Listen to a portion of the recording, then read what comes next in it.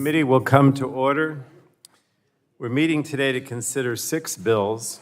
Due to the COVID-19 public health emergency, members can participate in today's markup either in person or remotely via online video conferencing. For members participating remotely, your microphones will be set on mute for the purpose of eliminating inadvertent background noise. Members participating remotely will need to unmute your microphone each time you wish to speak. Please note that once you unmute your microphone, anything that is said in WebEx will be heard over the loudspeakers in the committee room and subject to be heard by the live stream and C-SPAN. Additionally, I ask that members participating remotely use the raise hand feature of the software platform when you wish to be recognized. During recorded votes, you'll need to unmute yourself to respond to the clerk once your name is called. In responding to the clerk, I ask that instead of saying aye or nay, that you respond with a phrase like, Frank Pallone from New Jersey votes aye. This will provide additional time for the voting member to be identified and made visible on the platform. Now, since members are participating from different locations at today's markup, all recognition of members will be in the order of full committee seniority.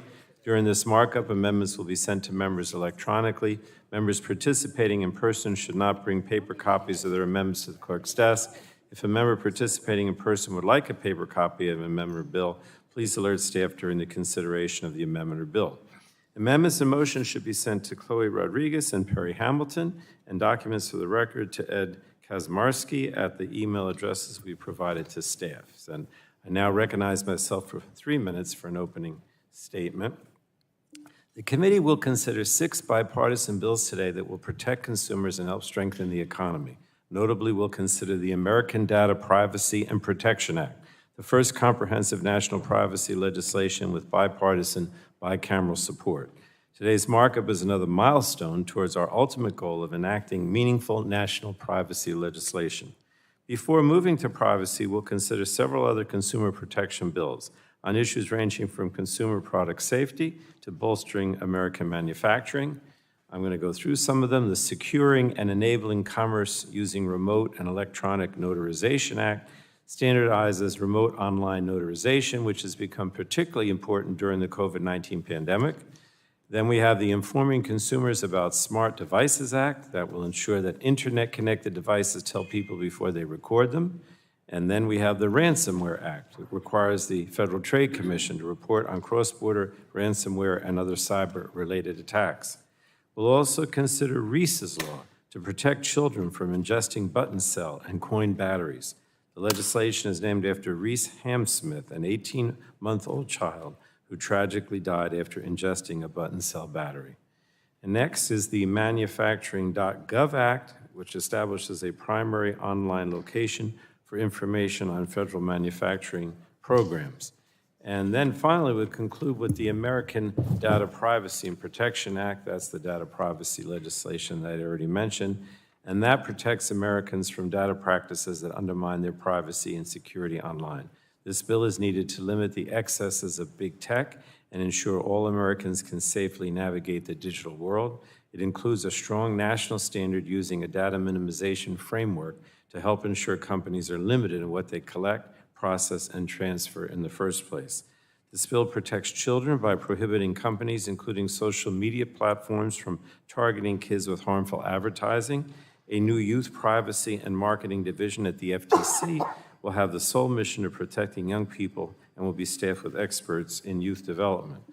The data privacy legislation will also help protect women in abusive relationships by giving them control over their personal information, limiting the data available for their aggressors to exploit, and regulating shady data brokers that too often provide the means to carry out this type of abuse. The bill also ensures that protected classes, including people of color, are not discriminated against in trying to find housing, applying for a loan, looking for a job, or being offered any goods and services. And the bill is our best hope, in my opinion, at protecting Americans' privacy and data security while also providing certainty to American businesses. And I just want to I can't thank enough our ranking member, Cathy, Rodgers, Consumer Protection and Commerce Subcommittee Chair Jan Schakowsky, who's been working on this for years, and Subcommittee Ranking Member Bill Arakis as well for all three of their unwavering commitment to getting us to this markup today. And I also commend each of our members for their contributions and their feedback, which I think almost every member has had some as we work through the committee process. And a special thanks to the staff, Jerry, David, Michelle, Tim, and Brannon, who've worked nonstop over the past couple of months on this bill. So look forward to advancing all 6 of these bills today. The likelihood is, because of votes, that we will do the consumer bills before the votes and then do the data privacy bill after the votes, but we'll see. But that's the likely strategy. And now I want to recognize Mrs. Rodgers, the ranking member, for her opening statement. Thank you, Mr. Chairman. Good morning. This markup has been a long time coming. We are one step closer than Congress has ever come to establish a national privacy and data security protections. People need more control over their information online. They're looking to us, their elected representatives, to act. The American Data Privacy and Protection Act includes the most robust privacy protections to date in the United States. It prohibits big tech from tracking, predicting, and manipulating people's behaviors for profit without their consent. For example, it stops big tech from reading a person's email data to see what they click on so that they can sell that information to companies running junk mail marketing schemes. It prohibits smartphones from accessing personal photos, tracking and sharing information about location, and monitoring the apps people use. It requires companies to give people the choice to turn off targeted advertising, which will rein in big tech from tracking every aspect of our lives, like location data, clicks, and internet search history. We also stop big tech from sharing people's sensitive information with countries like China and Russia by requiring affirmative express consent to transfer sensitive data to those countries. Several recent surveys show more than 80% of Americans support priorities in the American Data Privacy and Protection Act. Further, a majority of parents say if they could choose one priority for Congress, it would be to increase privacy protections. Our bill designates all data related to children under 17 as sensitive. This means big tech will face real consequences if they track this data, create dangerous algorithms, and use it to tailor news feeds to profit off our children. That means a teenage girl cannot be targeted by big tech with ads for diets or dietary supplements, which can lead to dangerous and harmful behaviors like eating disorders. As I said before, this is the best chance we've ever had to achieve a strong national standard that protects Americans no matter where they are or if they travel across state lines. Today, we'll also be marking up several important bills, including Reese's Law, led by Ms. Kelly to protect children, the Securing and Enabling Commerce Using Remote and Electronic Notarization Act of 2021. That's introduced by Mr. Armstrong with Ms. Dean. The Informing Consumers About Smart Devices Act, led by Mr. Curtis and Mr. Moulton. The Ransomware Act from Mr. Bilirakis and Mr. Tonko's Manufacturing.gov Act with Reps. Upton and Axney. I look forward to discussing these bills today. Thanks for all the hard work. I yield back. I thank the ranking member. And now we're going to go to Ms. Schakowsky, the chair of the Subcommittee on Consumer Protection and Commerce, from which these bills originate. Thank you. Recognized. So today we continue this committee's strong bipartisan tradition by considering bills that will support, have the support from both sides of the aisle. These include the groundbreaking federal privacy law, the American Privacy and Protection Act. This legislation will, for the first time in our history, create fundamental digital privacy rights for all Americans. 86% of Americans are concerned about data privacy. Americans are tired of waiting. After years of work in this committee and across the Congress, this bill represents a landmark compromise. This is not the bill that I personally would have written in my perfect world, but we have a mandate, really, to move forward. In particular, I believe that we must do more with respect to arbitration. This bipartisan privacy bill will provide relief to consumers who feel helpless online, protect children, and discrimination. I have been so happy and so grateful to be able to work with ranking member of the subcommittee, Mr. Bilirakis, with Chairman Pallone, ranking member Rodgers, as well as many other stakeholders from every corner of government, civil society, and industry to bring us to this moment. Let's make today the first time ever a bipartisan data privacy bill is voted out of committee. But beyond that, the privacy legislation, other legislation that we're considering today will protect children by reducing the risk of ingestion harmful, what they call the button cell, these tiny batteries that kill children if they are ingested. Reese's Law is named for Reese Hamilton. No, is that right? No. Anyway, for a child who tragically lost her life by ingesting such a battery. The Informed Consumer About Small Devices Act will provide transparency when it comes to hidden cameras and microphones. The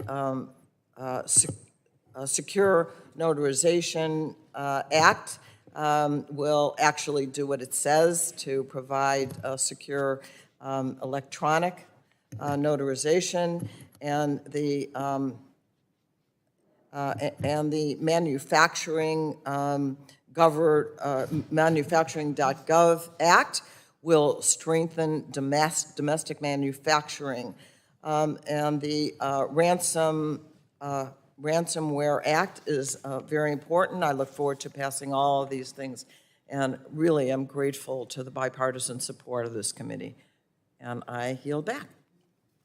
I thank the chairwoman. And now we're going to recognize Mr. Bilirakis, the ranking member of the Subcommittee on Consumer Protection and Commerce. Good morning, everyone. Thank you. Again, thank you, Mr. Chairman. I want to thank the ranking member and Madam Chair Schakowsky. It's been great working with all of you on this particular bill. As you know, this is what this committee does best. It legislates, and I'm proud to serve on this committee. We have 6 consumer protection and commerce bills through Energy and Commerce today. This is a historic moment, considering this is the first that Congress has come in enacting a national, so we're pretty close, enacting a national privacy and data security law with consideration of our bipartisan bill, H.R. 8152. I know we still have more work to do. The American Data Privacy and Protection Act. I'm proud of the bipartisan efforts that we undertook in our subcommittee to this point, to put this up to this point, to put the comprehensive package together.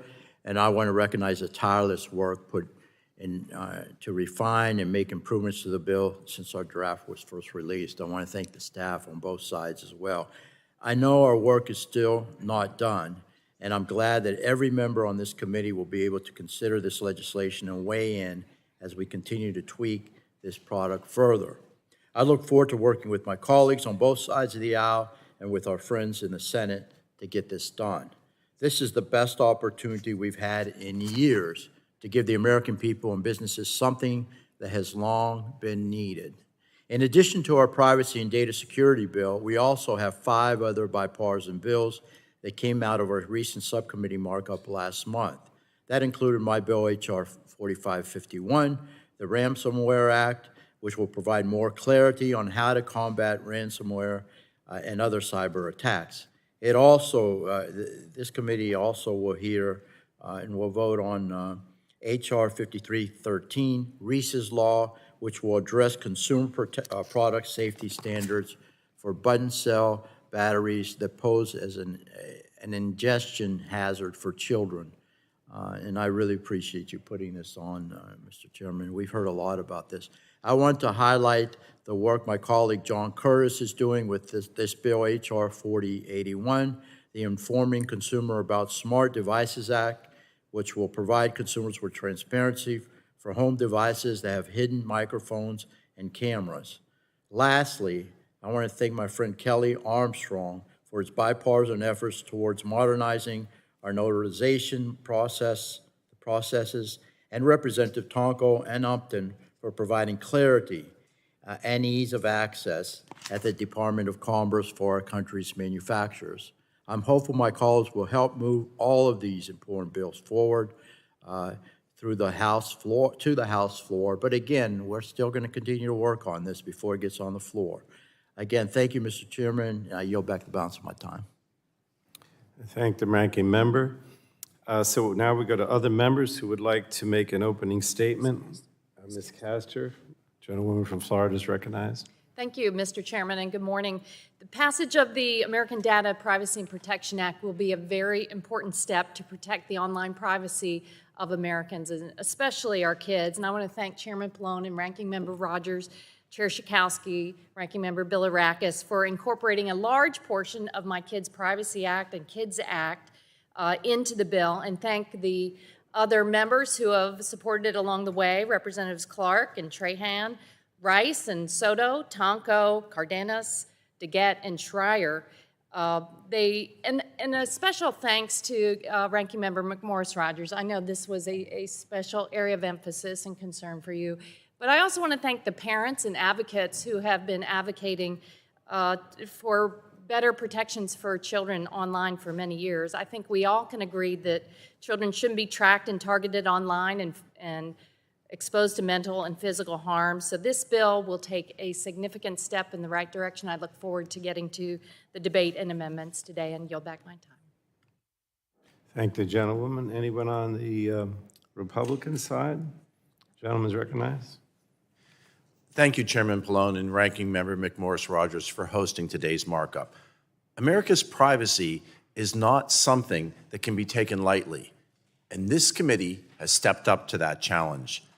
As technology continues to advance, there needs to be additional safeguards in place to ensure that information doesn't fall into the wrong hands. I applaud this committee's work on coming to bipartisan agreement to provide the needed framework to protect our nation's children and our nation's citizens from nefarious actors, and to the ultimate benefit of securing privacy and data. I look forward to this upcoming markup, and I look forward to the bipartisan discussions that will continue. Thank you, and I yield. Thank the gentleman. Mr. Tonko is recognized. Thank you, Chairman Pallone and Ranking Member McMorris Rodgers. The Manufacturing.gov Act is a vital piece of legislation that supports our American manufacturers, boosting our economy, job growth, and certainly our job competitiveness globally. The COVID crisis has strained our supply chains and limited factory production abilities, overwhelmingly hurting the middle-class workers who drive our nation's industry. Congress does have a duty to support manufacturers and their workers in every way possible, and that includes making it easier to navigate what federal resources are available to them. The Manufacturing.gov Act offers a simple and bipartisan solution to do just that. This legislation establishes a one-stop hub to centralize the 58 different federal manufacturing programs that span some 11 federal agencies. It also encourages public feedback by offering an online avenue for people to submit comments and concerns regarding the programs. Now is the time to secure our supply chain and give local manufacturers in my home state of New York and across our country the tools they need to identify the federal support that would indeed help them flourish. I do thank Representative Axney and Upton for being great collaborators on this bill, and I urge my colleagues to come together to bolster our United States manufacturing core. With that, Mr. Chair, I yield back the remainder of my time. Thank you. We'll go to the Republican side. Anyone want to make an opening statement? All right, we'll go back over here. Ms. Blunt-Rochester, the gentlewoman from Delaware, is recognized. Thank you, Chairman Pallone and Ranking Member McMorris Rodgers. This markup represents another important chapter in our work to enhance U.S. competitiveness and innovation. For years, we have all heard how the lack of national data privacy law has both hindered U.S. competition and left Americans, especially children and seniors, vulnerable to bad actors. We all agree we must act. Through this bipartisan American Data Privacy and Protection Act, we will.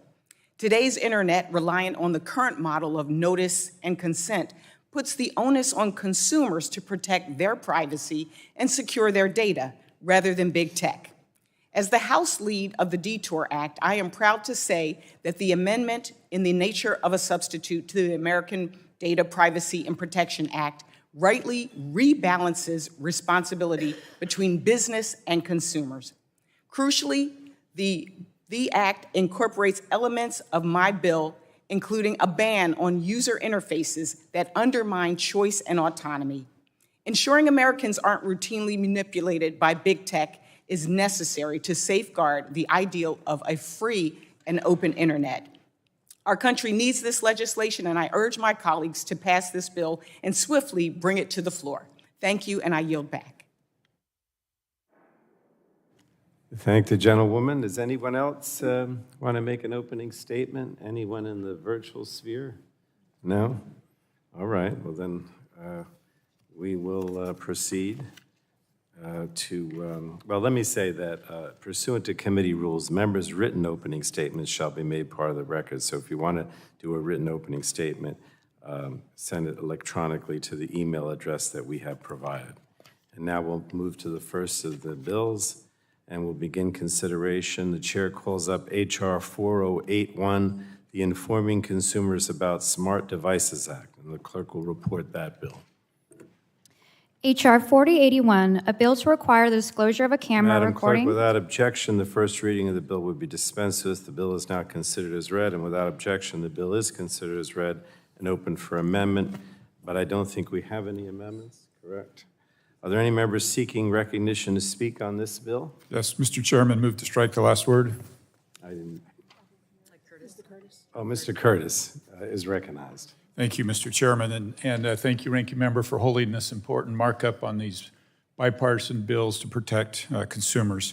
I'd like to speak directly today to my bill, the Informing Consumers About Smart Devices Act. This common sense and bipartisan bill would require the creation of reasonable disclosure guidelines for products that have audio or visual recording components that are not clearly obvious to a reasonable person, such as a household appliance. We're all excited for this emerging technology that has untold benefits coming for us as consumers in this modern life. But along with this new technology, we need to update transparency for consumers. My bill balances protecting American consumers with continuing to foster innovation. By working with a broad range of stakeholders, my legislation will ensure consumers are aware of the capabilities of items they're putting in their homes without hamstringing the technology pioneers who are developing this technology. I urge my colleagues to vote yes on this bill, reserve the balance of my time. Thank the gentleman. Anyone on the Democratic side? Anyone else who wants to speak on this? Ms. Lesko?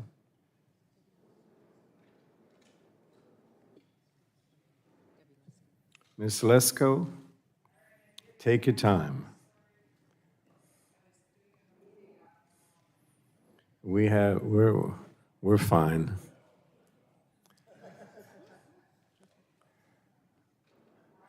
Gentlewoman from Arizona is recognized. Thank you, Mr. Chair. I move to strike the last word. Gentleman's recognized. Gentlewoman is recognized for 5 minutes. I'll be brief. I support this legislation. I think it's very important. It's very important for consumers to know if there's a camera or microphone in the devices that they use in their everyday lives, especially since so many of these appliances, devices are manufactured in China.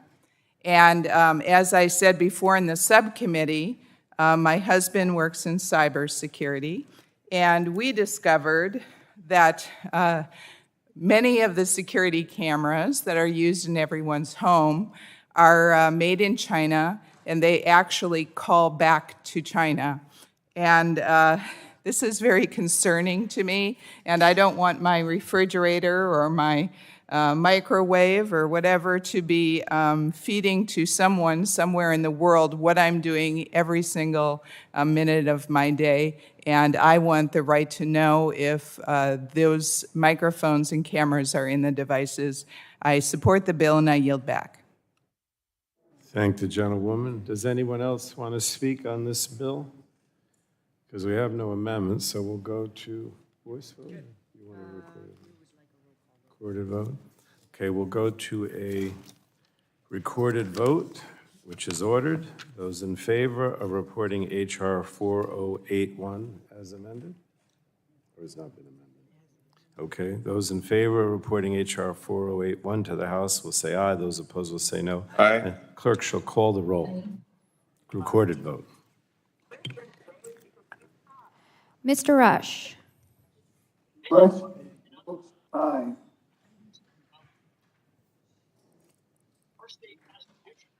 Mr. Rush votes aye. Ms. Eshoo. Eshoo votes aye. Ms. Eshoo votes aye. Ms. DeGette. DeGette votes aye. Ms. DeGette votes aye. Mr. Doyle. Mr. Doyle votes aye. Ms. Schakowsky. Ms. Schakowsky votes aye. Mr. Butterfield. Butterfield of North Carolina votes aye. Mr. Butterfield votes aye. Ms. Matsui. Matsui votes aye. Ms. Matsui votes aye. Ms. Castor. Ms. Castor votes aye. Mr. Sarbanes. Mr. McNerney. McNerney, California votes aye. Mr. McNerney votes aye. Mr. Welch. Mr. Tonko. Is that somebody there? Tonko of New York votes aye. Mr. Tonko votes aye. Ms. Clark. Clark of New York votes aye. Ms. Clark votes aye. Mr. Schrader. Schrader votes aye. Mr. Schrader votes aye. Mr. Cardenas. Mr. Cardenas votes aye. Mr. Ruiz.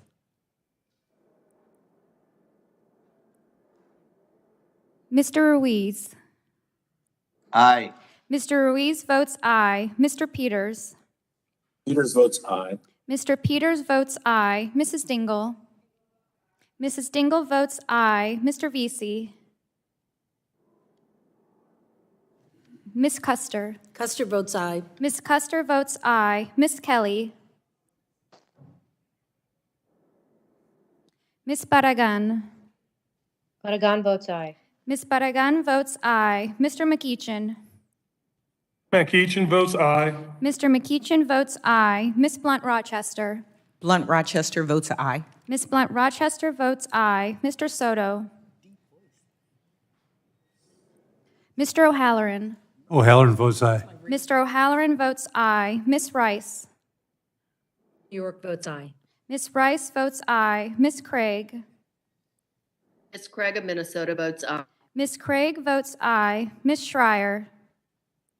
Schreier votes aye. Ms. Schreier votes aye. Ms. Trahan. Votes aye. Ms. Trahan votes aye. Ms. Fletcher. Fletcher votes aye. Ms. Fletcher votes aye. Mrs. Rodgers. Mrs. Rodgers votes aye. Mr. Upton. Mr. Upton votes aye. Mr. Burgess. Votes aye. Yeah.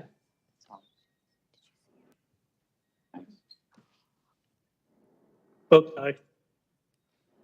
Mr. Burgess, can you repeat your vote, please? I can't see you on camera. Aye, how are you? Votes aye. Mr. Burgess votes aye. Mr. Scalise. Mr. Latta. Mr. Latta votes aye. Mr. Guthrie. Mr. Guthrie votes aye. Mr. McKinley. Mr. Kinzinger. Mr. Griffith. Mr. Bilirakis. Bilirakis votes aye. Mr. Bilirakis votes aye. Mr. Johnson. Mr. Johnson votes aye. Mr. Long. Mr. Long votes aye. Mr. Bouchon. Mr. Mullen. Mr. Hudson. Hudson votes aye. Mr. Hudson votes aye. Mr. Wahlberg. Aye. Mr. Wahlberg votes aye. Mr. Carter. Carter from Georgia votes aye. Mr. Carter votes aye. Mr. Duncan. Mr. Duncan votes aye. Mr. Palmer. Aye. Mr. Palmer votes aye. Mr. Dunn. Dunn votes aye. Mr. Dunn votes aye. Mr. Curtis. Curtis votes aye. Mr. Curtis votes aye. Ms. Lesko. Ms. Lesko votes aye. Mr. Pence. Mr. Pence votes aye. Mr. Crenshaw. Mr. Crenshaw votes aye. Mr. Joyce. Mr. Armstrong. Mr. Armstrong votes aye. Chairman Pallone. Chairman Pallone votes aye. How is Sarbanes recorded? Mr. Sarbanes is not recorded. Sarbanes votes aye. Mr. Sarbanes votes aye. Mr. Welch? Mr. Welch. Mr. Welch votes aye. Ms. Kelly? Kelly votes aye. Ms. Kelly votes aye. Anyone else who's not recorded and wants to be? Mr. Chairman, could I request the members, the names of the members who have not been recorded? Yes, could you give us the names who are not recorded? Mr. Vesey, Mr. Soto, Mr. Scalise, Mr. McKinley, Mr. Kinzinger, Mr. Griffith, Mr. Bouchon, Mr. Mullen, and Mr. Joyce. Mr. Joyce is here. Mr. Joyce, you are not recorded. Mr. Joyce votes aye. Mr. Long, did you vote? Mr. Long is recorded as aye. Anyone else who we might think is on their way? Bouchon? How is Mr. Bilirakis recorded, Madam Mr. Clerk? Bilirakis is recorded as aye. Mr. Chairman, how am I recorded? How is the ranking member recorded? Mrs. Rodgers is recorded as aye. Thank you. I mean, we could wait if you know something. How am I recorded? This is Mark Lane. How am I recorded, Chairman? Who's that? Mr. Mullen. Mr. Mullen. Madam Clerk, Mr. Mullen. Mr. Mullen is not recorded. I vote yes, aye. Mr. Mullen votes aye. Mr. Chairman, how am I recorded? Miss. Mr. Duncan, you're recorded as aye. This is Mr. Bouchon. How am I recorded? Mr. Bouchon? We found him. Mr. Bouchon is not recorded. How do you want to vote? Mr. Bouchon votes aye. Mr. Bouchon votes aye. Mr. Chairman, how am I recorded? Who was that?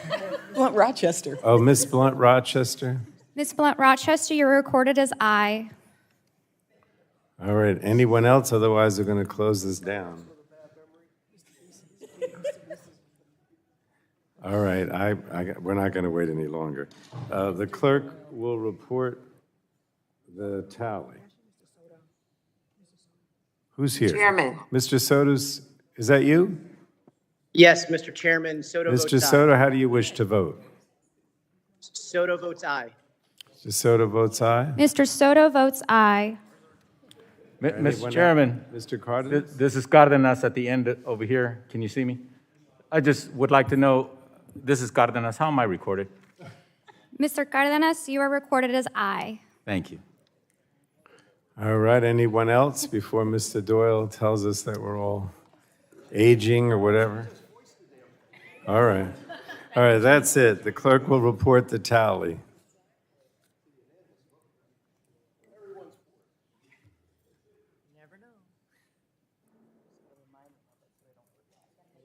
That's right.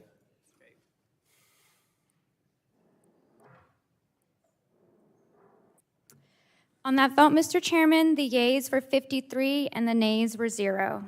All right, thank you, Madam Clerk. The vote is 53 ayes to 0 noes. H.R. 4081 is reported to the full House. We'll now go to the next bill, which is H.R. 4551. The chair calls up H.R. 4551, the reporting attacks from nations selected for Oversight and Monitoring Web Attacks and Ransomware from Enemies Act, better known as the Ransomware Act, and the clerk will report the bill. H.R. 4551 to amend the U.S. Safe Web Act of 2006. And without objection, the first reading of the bill will be dispensed with. The bill is now considered as read, and without objection, the bill is considered as read and open for amendment at any point.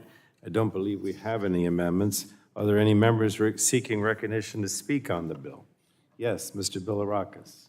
Thank you, Mr. Chairman. I want to thank you again for including my bill, H.R. 4551. I also want to thank the ranking member. The bill is the Ransomware Act, a very important bill in today's markup.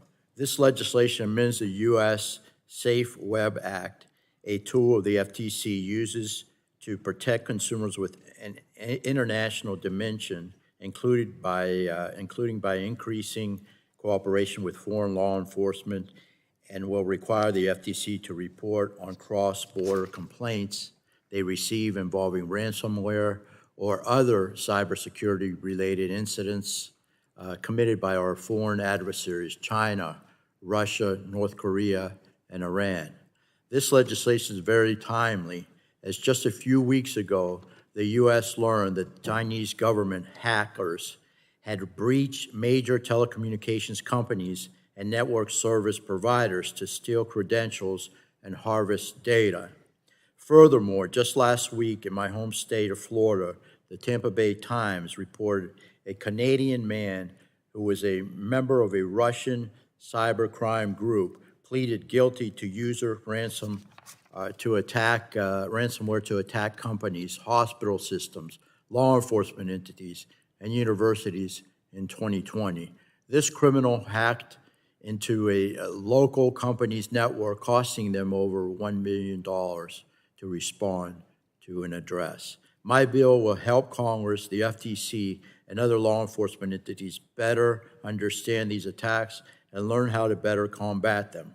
I want to thank our subcommittee chair, Jan Schakowsky, for recently co-sponsoring my legislation and helping me move it forward on a bipartisan basis. I really appreciate that. So very important bill. Mr. Chairman, I urge my colleagues to support the legislation. I yield back the balance of my time. All right, and thank the sponsor. Anyone else want to speak on this bill? Ms. Schakowsky is recognized. Let me just say it's been a pleasure to support Mr. Bilirakis' bill, and I look forward to all of us voting for it. I yield back. Thank the gentlewoman. Anyone else? We have no amendments. Recorded vote?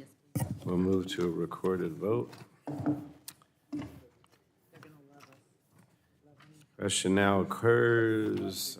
A recorded vote is ordered. Those in favor of reporting H.R. 4551 to the House will say aye. Those opposed will say no, and the clerk shall call the roll. Mr. Rush. Ms. Eshoo. Eshoo votes aye. Ms. Eshoo votes aye. Ms. DeGette. DeGette votes aye. Ms. DeGette votes aye. Mr. Doyle. Mr. Doyle votes aye. Ms. Schakowsky. Ms. Schakowsky votes aye. Mr. Butterfield. Butterfield votes aye. Mr. Butterfield votes aye. Ms. Matsui. Matsui votes aye. Ms. Matsui votes aye. Ms. Castor. Ms. Castor votes aye. Mr. Sarbanes. Mr. McNerney. Mr. McNerney votes aye. Mr. Welch. Mr. Tonko. Tonko of New York votes aye. Mr. Tonko votes aye. Ms. Clark. Mr. Schrader. Mr. Schrader votes aye. Mr. Cardenas. Cardenas votes aye. Mr. Cardenas votes aye. Mr. Ruiz. Mr. Ruiz.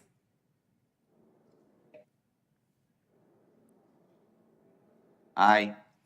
Mr. Ruiz votes aye. Mr. Peters. Peters votes aye. Mr. Peters votes aye. Mrs. Dingle. Mrs. Dingle votes aye. Mr. Vesey. Ms. Custer. Custer votes aye. Ms. Custer votes aye. Ms. Kelly. Kelly votes aye. Ms. Kelly votes aye. Ms. Bedegan. Bedegan votes aye. Ms. Bedegan votes aye. Mr. McEachin. McEachin votes aye. Mr. McEachin votes aye. Ms. Blunt Rochester. Blunt Rochester votes aye. Ms. Blunt Rochester votes aye. Mr. Soto. Votes aye. Mr. Soto votes aye. Mr. O'Halloran. O'Halloran votes aye. Mr. O'Halloran votes aye. Ms. Rice. Rice of New York votes aye. Ms. Rice votes aye. Ms. Craig. Ms. Craig votes aye. Ms. Craig votes aye. Ms. Schreier. Schreier votes aye. Ms. Schreier votes aye. Mr. Han. Trahan votes aye. Mr. Han votes aye. Ms. Fletcher. Fletcher votes aye. Ms. Fletcher votes aye. Mrs. Rodgers.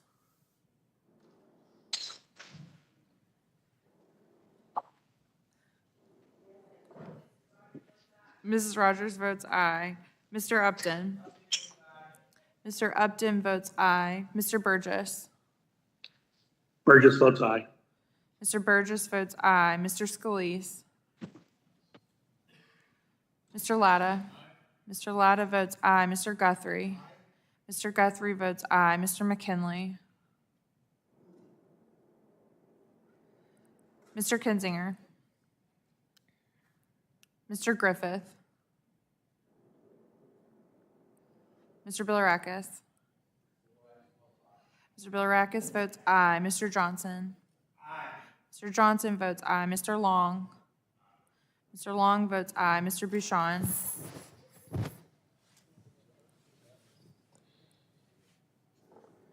Mr. Mullen.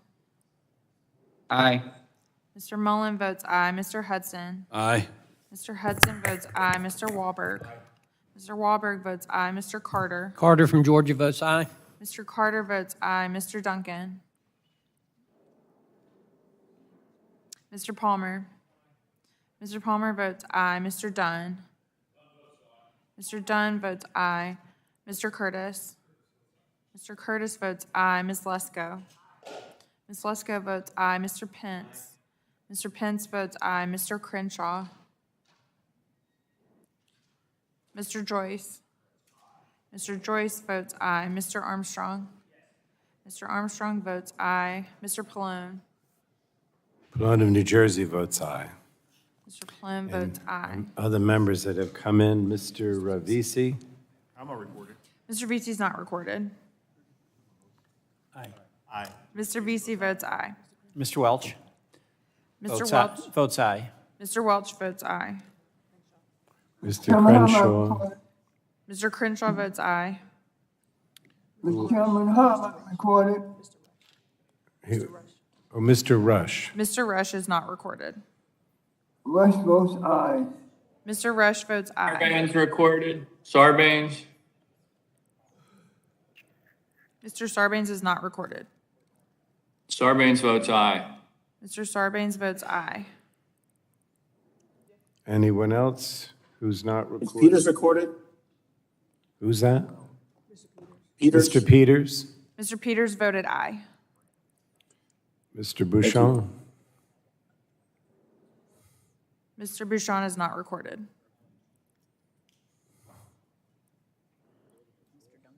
Mr. Duncan? Mr. Duncan is not recorded. Mr. Duncan votes aye. Anyone else? All right, we're not expecting. Mr. Chairman, Yes, Ms. Clark?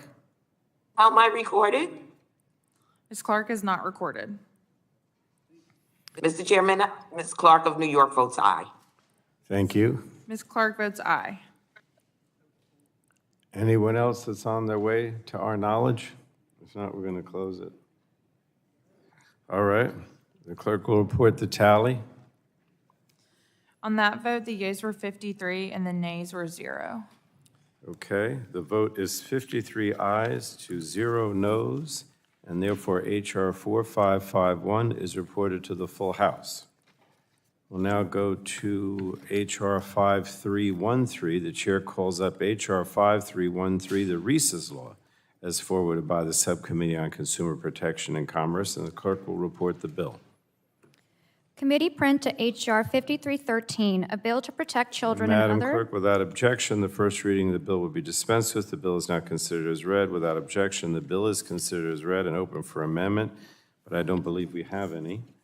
Are there any members seeking recognition to speak on the bill? Ms. Schakowsky is recognized. Yes, I move to strike the last word. Gentlewoman is recognized for 5 minutes. So I just want to thank Trista Hamsmith, the mom of Krista, who had the courage to come here and tell this tragic story about her daughter losing her life. I mean, it's just really incredible, the courage that we have seen, especially in the Consumer Protection Subcommittee, of parents who come to Congress and tell these stories about their children, their loved ones losing their life so that they can prevent others. You know, these tiny batteries that the children ingest are so incredibly dangerous. And the more that we're able to not only know about this, but to be able to create the warnings, high-profile situations that families can learn from. But I think so many of the bills that we've passed, again, particularly in the Consumer Protection and Commerce Subcommittee, are to the credit of the people who have suffered the most and who turn their suffering into advocacy and come here. And so, you know, I think we are just very fortunate in being able to vote on this legislation today, and hopefully to save other lives. So I really look forward to doing that in a unanimous way. Today. It's been too long that Reese has been gone. The bill is named after her, and let's get to it. I yield back. Thank the gentlewoman. Anyone else? Mr. Ms. Chairman. Lesko. Ms. Lesko is recognized for 5 minutes. Thank you, Mr. Chair. I move to strike the last word. Gentlewoman is recognized. Thank you, Mr. Chair. Often in Congress, it's frustrating because we feel like we can't get things accomplished. This bill is an exception. I'm very thankful we have this bill. I do think it will help save lives.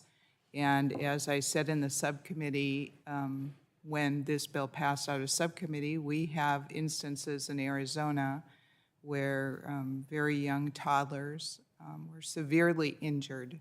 And of course, we heard about deaths from the swallowing of these button batteries. And so with that, I support the legislation and I yield back. Thank the gentlewoman. Ms. Kelly Mr. Chairman, is recognized for 5 minutes. I move to strike the last word. More than 3,000 children ingest button batteries every year. The health impacts of swallowing these batteries can be severe and in many cases result in death. And that, as you know, was the outcome for Reese Hamsmith, who the bill is named after. I believe this law will save countless children's lives. This bill requires the Consumer Product Safety Commission to create standards for button cell and coin batteries, often found in remote controls and other products just lying around the house. It will prevent accidental ingestions by requiring manufacturers to make compartments containing button batteries inaccessible by children 6 years of age and younger, and include warning labels on the packaging of button cell batteries and the consumer products that contain them.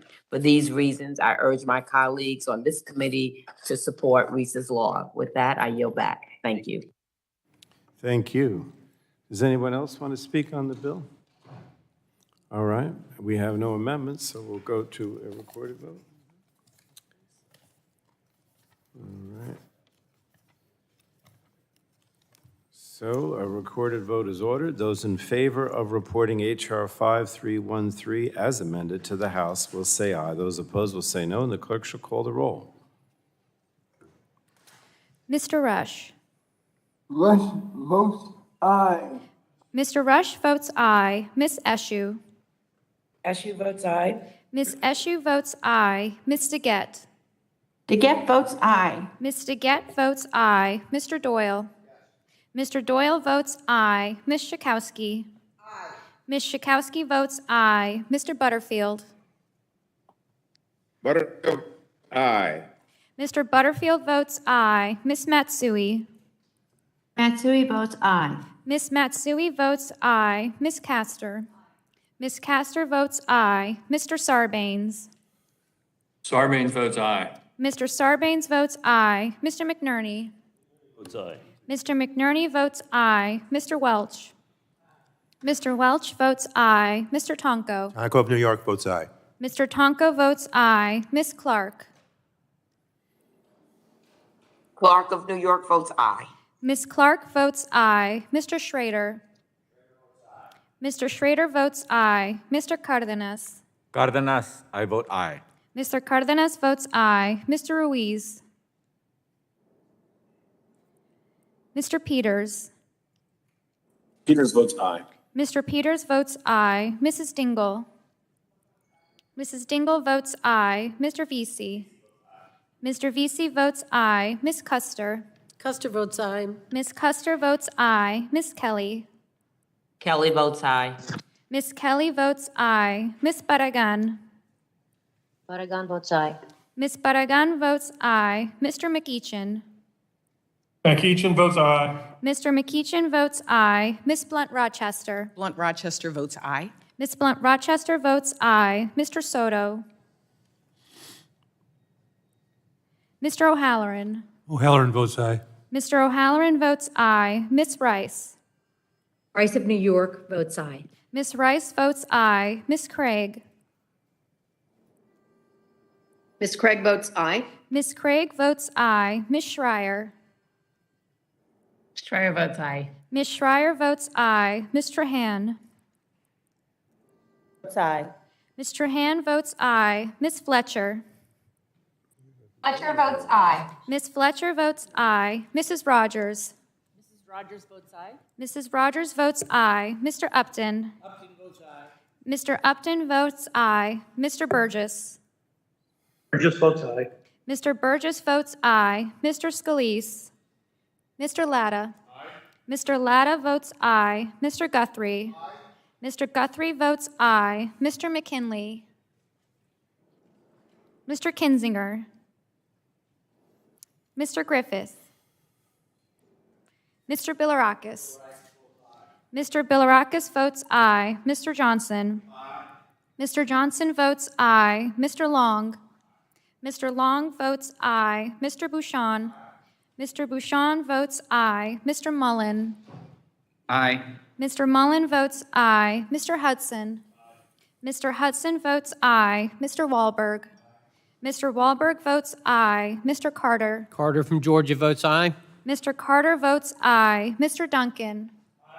Mr. Duncan votes aye. Mr. Palmer. Mr. Palmer votes aye. Mr. Dunn. Mr. Dunn votes aye. Mr. Curtis. Mr. Curtis votes aye. Ms. Lesko. Ms. Lesko votes aye. Mr. Pence. Mr. Pence votes aye. Mr. Crenshaw. Mr. Joyce. Mr. Joyce votes aye. Mr. Armstrong. Mr. Armstrong votes aye. Chairman Pallone. Pallone of New Jersey votes aye. Chairman Pallone votes aye. Mr. Crenshaw, I see, is here. Mr. Crenshaw votes aye. Mr. Chairman, how is Ruiz recorded? Mr. Ruiz? Mr. Ruiz is not recorded. Aye. Mr. Ruiz votes aye. Mr. Chairman, how is Mr. Soto recorded? Mr. Soto? Mr. Soto is not recorded. Soto votes aye. Mr. Soto votes aye. Anyone else who's not recorded and wants to be? I don't think so. All right. The clerk will report the tally. On that vote, Mr. Chairman, the yeas were 54 and the nays were 0. Okay, Madam Clerk, the vote is 54 ayes to 0 noes, and therefore H.R. 5313 as amended is reported to the full House. We'll now go to H.R. 6290. The chair calls up H.R. 6290, the Manufacturing.gov Act, and the clerk will report that bill. H.R. 6290 to provide for the establishment of a section. Madam Clerk, without objection, the first reading of the bill will be dispensed with. The bill is now considered as read. Without objection, the bill is considered as read and open for amendment. I don't believe we have any amendments. No? Are there any members seeking recognition? Mr. Tonko is recognized for 5 minutes. Mr. Chair, I move to strike the last word. Gentleman's recognized. Thank you. As I indicated in my opening statement, the Manufacturing.gov Act is a vital piece of legislation that supports American manufacturers. By establishing this one-stop hub to centralize 58 different federal manufacturing programs spanning some 11 federal agencies, our local manufacturers will indeed have the tools to easily identify federal programs that will help them grow and succeed. So I urge my colleagues to support this simple but necessary bipartisan solution. And with that, I yield back, Mr. Chair, the balance of my time. Thank the gentleman. Anyone on the Republican side? If not, we'll go to Ms. Dingle, is recognized for 5 minutes. Thank you, Mr. Chairman. I move to strike the last word. Gentlewoman is recognized. I've long fought for policies to support domestic manufacturing capacity, strengthening supply chains, growing American jobs, and improving America's competitiveness. The impact of COVID-19 underscored vulnerabilities in our manufacturing base, and we must be proactive in taking steps to promote further workforce training, research and development, and supply chain resilience in critical industries. The Manufacturing.gov Act will provide local manufacturers and businesses with additional tools to fully utilize critical federal programs aimed at these priorities. This bipartisan legislation will provide a central location connecting manufacturers to available federal programs across numerous agencies, allowing local manufacturers to leverage these resources to unleash innovation and manufacturing capacity. This hub will assist small businesses in identifying new opportunities that will create jobs, strengthen our supply chain, and grow our economy. This legislation has already passed the Senate, and I applaud this opportunity to take another step towards getting it signed into law. I would like to thank my colleagues on this committee for their work on this legislation, and I urge all of my colleagues to support the underlying bill. Thank you, and I yield back, Mr. Chairman. Thank the gentlewoman from Michigan. Does anyone else want to speak on this bill? Hearing none, but we will have a recorded vote. Okay.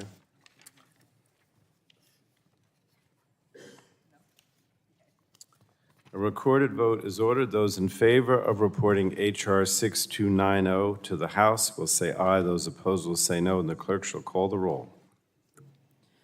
Mr. Rush. Ms. Eshoo. Eshoo votes aye. Ms. Eshoo votes aye. Ms. DeGette. DeGette votes aye. Ms. DeGette votes aye. Mr. Doyle. Mr. Doyle votes aye. Ms. Schakowsky. Ms. Schakowsky votes aye. Mr. Butterfield. Butterfield votes aye. Mr. Butterfield votes aye. Ms. Matsui. Matsui votes aye. Ms. Matsui votes aye. Ms. Castor. Aye. Ms. Castor votes aye. Mr. Sarbanes. Sarbanes votes aye. Mr. Sarbanes votes aye. Mr. McNerney. Mr. McNerney votes aye. Mr. Welch. Mr. Welch votes aye. Mr. Tonko. Tonko of New York votes aye. Mr. Tonko votes aye. Ms. Clark. Mr. Schrader. Schrader votes aye. Mr. Schrader votes aye. Mr. Cardenas. Cardenas is an aye. Mr. Cardenas votes aye. Mr. Ruiz. Aye. Ruiz Mr. votes aye. Mr. Ruiz votes aye. Mr. Peters. Peters votes aye. Mr. Peters votes aye. Mrs. Dingle. Ms. Dingle votes aye. Mr. Vesey. Mr. Vesey votes aye. Ms. Custer. Custer votes aye. Ms. Custer votes aye. Ms. Kelly. Kelly votes aye. Ms. Kelly votes aye. Ms. Bedegan.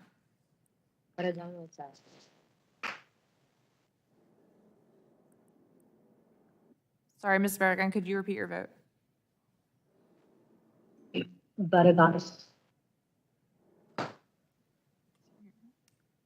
I'm sorry, one more time. Ms. Bedegan votes aye. Mr. McEachin. McEachin votes aye. Mr. McEachin votes aye. Ms. Blunt Rochester. Blunt Rochester votes aye. Ms. Blunt Rochester votes aye. Mr. Soto. Soto votes aye. Mr. Soto votes aye. Mr. O'Halloran. O'Halloran votes aye. Mr. O'Halloran votes aye. Ms. Rice. Rice of New York votes aye. Ms. Rice votes aye. Ms. Craig. Craig votes aye. Ms. Craig votes aye. Ms. Schreier. Votes aye. Ms. Schreier votes aye. Ms. Trahan. Hand votes aye. Ms. Trahan votes aye. Ms. Fletcher. Fletcher votes aye. Ms. Fletcher votes aye. Mrs. Rodgers. Mrs. Rodgers votes aye. Mr. Upton.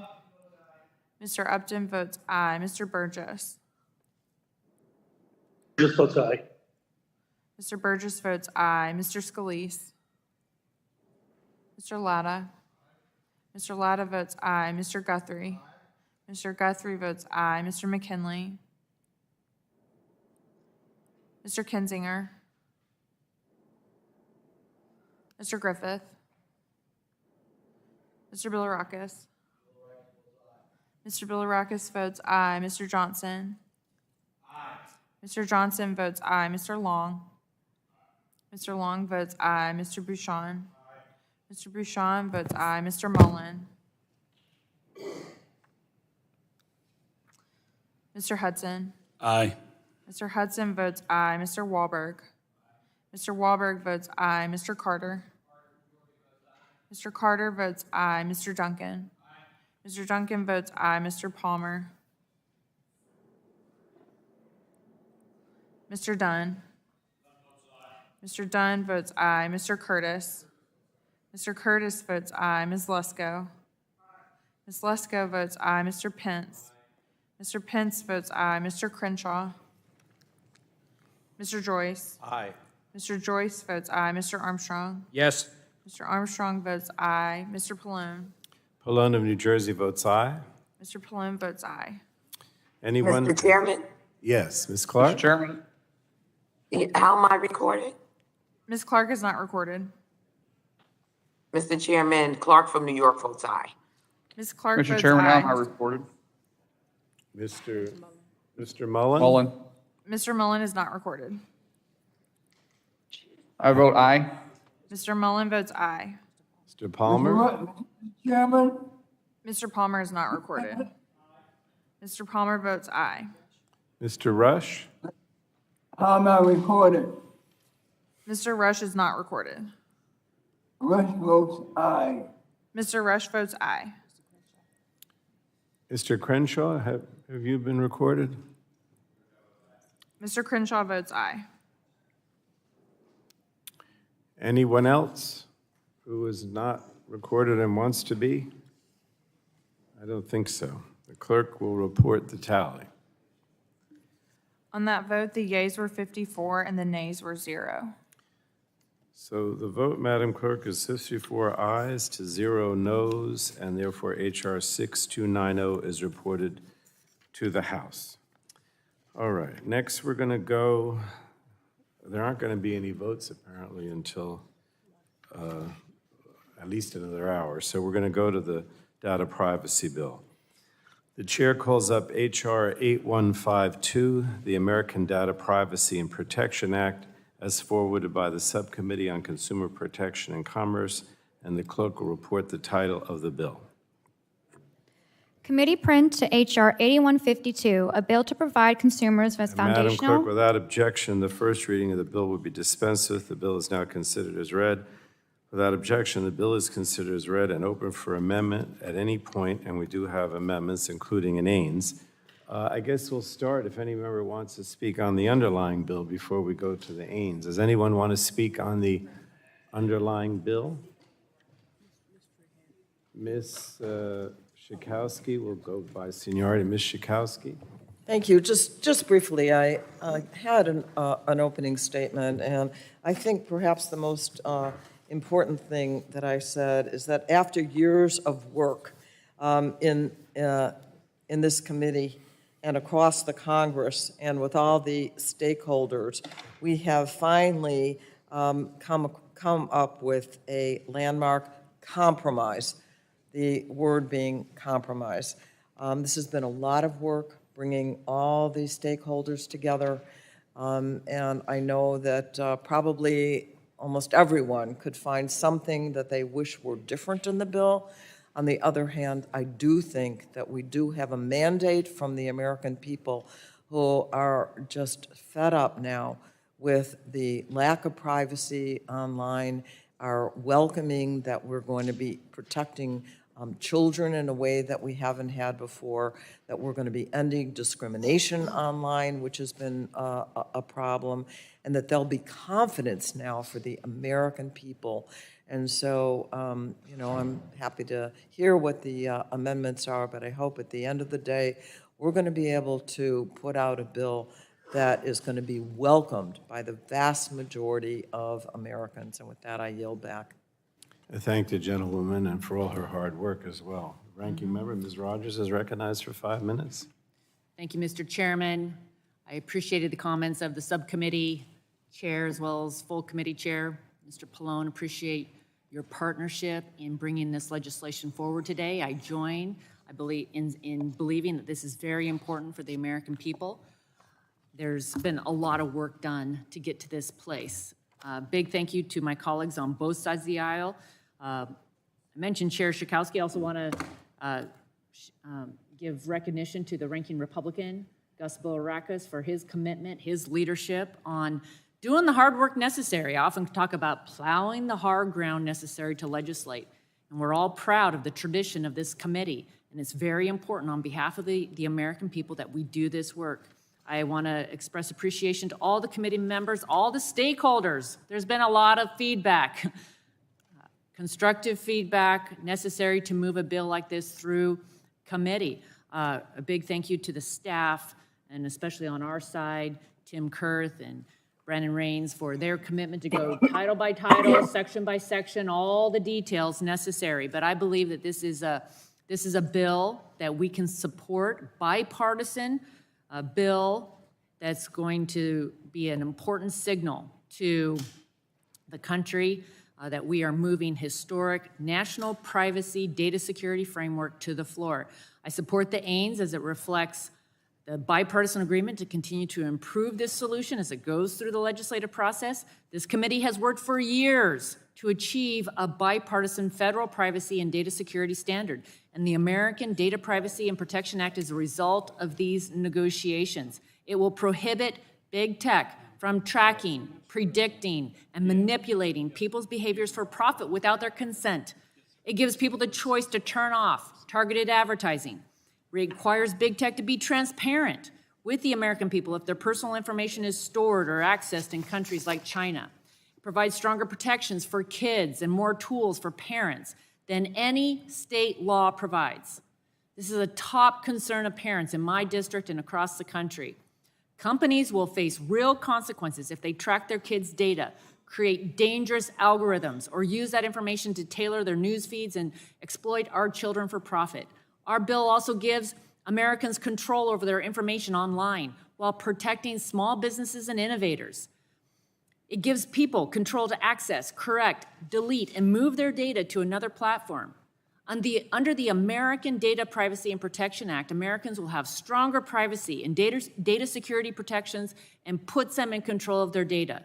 And all of these protections will not change if they cross state lines. That means people's sensitive information like location data, search history, health information, credit card purchases, information on their smartphone, and data on their children will be kept private. Innovators and small businesses will have clear rules to navigate and succeed. Big tech companies will not be able to exploit a patchwork to become bigger and more powerful.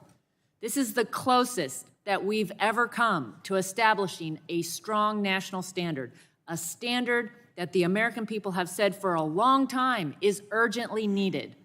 Once again, just a big thank you to everyone who's been involved in getting us to this point. Big thank you to the chairman of the committee for his commitment, his leadership, and bringing us all together and guiding us to this place. I urge support, look forward to working through all the amendments, and I yield back. Let me thank the ranking member. I certainly couldn't have said any better than what you said, why this is a good bill. So thank you again. Is there anyone on the Democratic side? Mr. McNerney is recognized for 5 minutes. I thank the chairman, and I want to thank the ranking members and leaders, chairs of the subcommittees, the full committees for this, and the staff. I know this staff has been working very hard on this. This is a bill, a law that's long overdue. It's badly needed. I've spoken to stakeholders in industry and privacy concerns here and overseas, and they all are strongly urging leadership from this committee, so I appreciate that. I've been involved in artificial intelligence. I've been developing an expertise in that, and I can tell you, we need privacy to begin to get our hands around artificial intelligence and to make that a positive, beneficial technology. So I really applaud the committee again for doing that. And with that, I don't think, if we don't pass it now, I don't think we're going to have a chance to pass this for a good long time again. So I urge the committee to support this. I yield back. I thank the gentleman. Mr. Upton is recognized for 5 minutes. Thank you, Mr. Chairman. This issue has been around for a long time, even before I was chair, so I congratulate you on trying to get a bill that's bipartisan. I really want to thank clearly the staff, but specifically you and our leader, CMR, for making some positive changes, particularly since we had the markup in subcommittee just a couple weeks ago.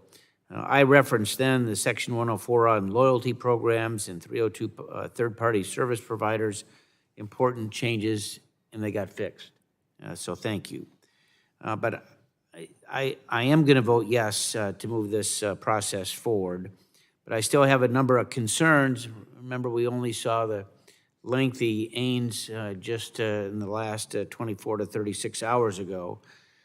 As folks on this committee know and around the country, frankly, biomedical research and innovation is clearly very important to all of us. And I'm concerned that the Ains as written is going to could harm the research by restricting the use of health data in clinical trials. So I'm pleased to see that there is an amendment that's being offered that's going to address some of those concerns. But it's a positive step. However, the language does fall short in many of the current clinical trials and studies would not be considered permissible purposes, even though they're conducted in accordance with longstanding federal standards and subject to the review and oversight of an independent ethics board. So I would like to think that we can further refine that language to include broad, specific exemptions tied to these existing standards so that companies can continue groundbreaking medical research in the U.S. to find cures for these diseases. Everybody knows that I'm from Michigan, the auto state. I'm concerned, and again, this is all news that came about just in the last couple days, but I'm concerned that the bill could have an impact on how the bill interacts with the Drivers Privacy Protection Act, DPPA, an important privacy law for drivers currently on the books. I'm worried that the bill does not make an exemption for DPPA, which already outlaws the use of personal driver information for marketing purposes, but does allow data to be used for things like motor vehicle recall research, outreach, emissions compliance, and auto dealer planning efforts. So I'd like to think that we could find some changes to take DPPA into account. And remember well, one of my first legislative issues was the TREAD Act, successful TREAD Act, as related to the issue between Firestone and Ford, taking more than 100 deaths back in the 90s. Finally, I'll just stake out that I'm concerned about how the bill is going to potentially interact with states like California.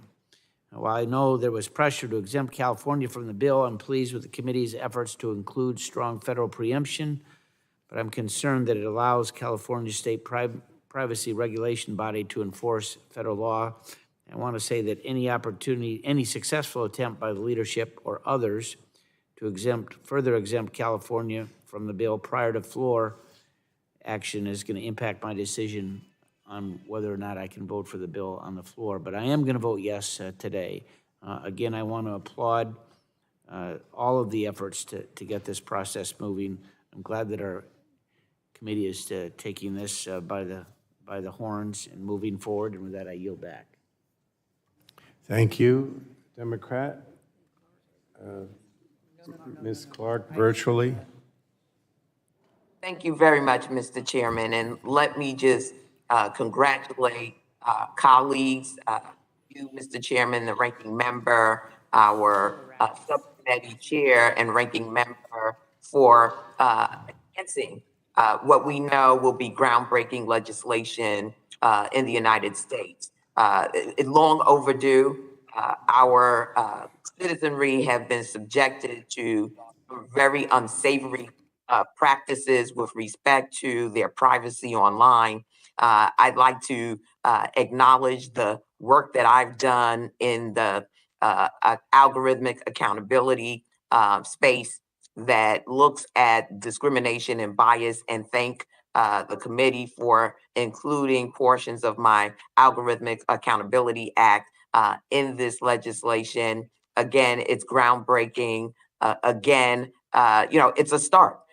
We're dealing with technology that's constantly evolving, and we know that there are going to be actors out there that are going to look to outsmart, outmaneuver, outpace us in our desire to protect the American people. So I am proud to cast my vote in favor of this legislation today. And Mr. Chairman, just ask if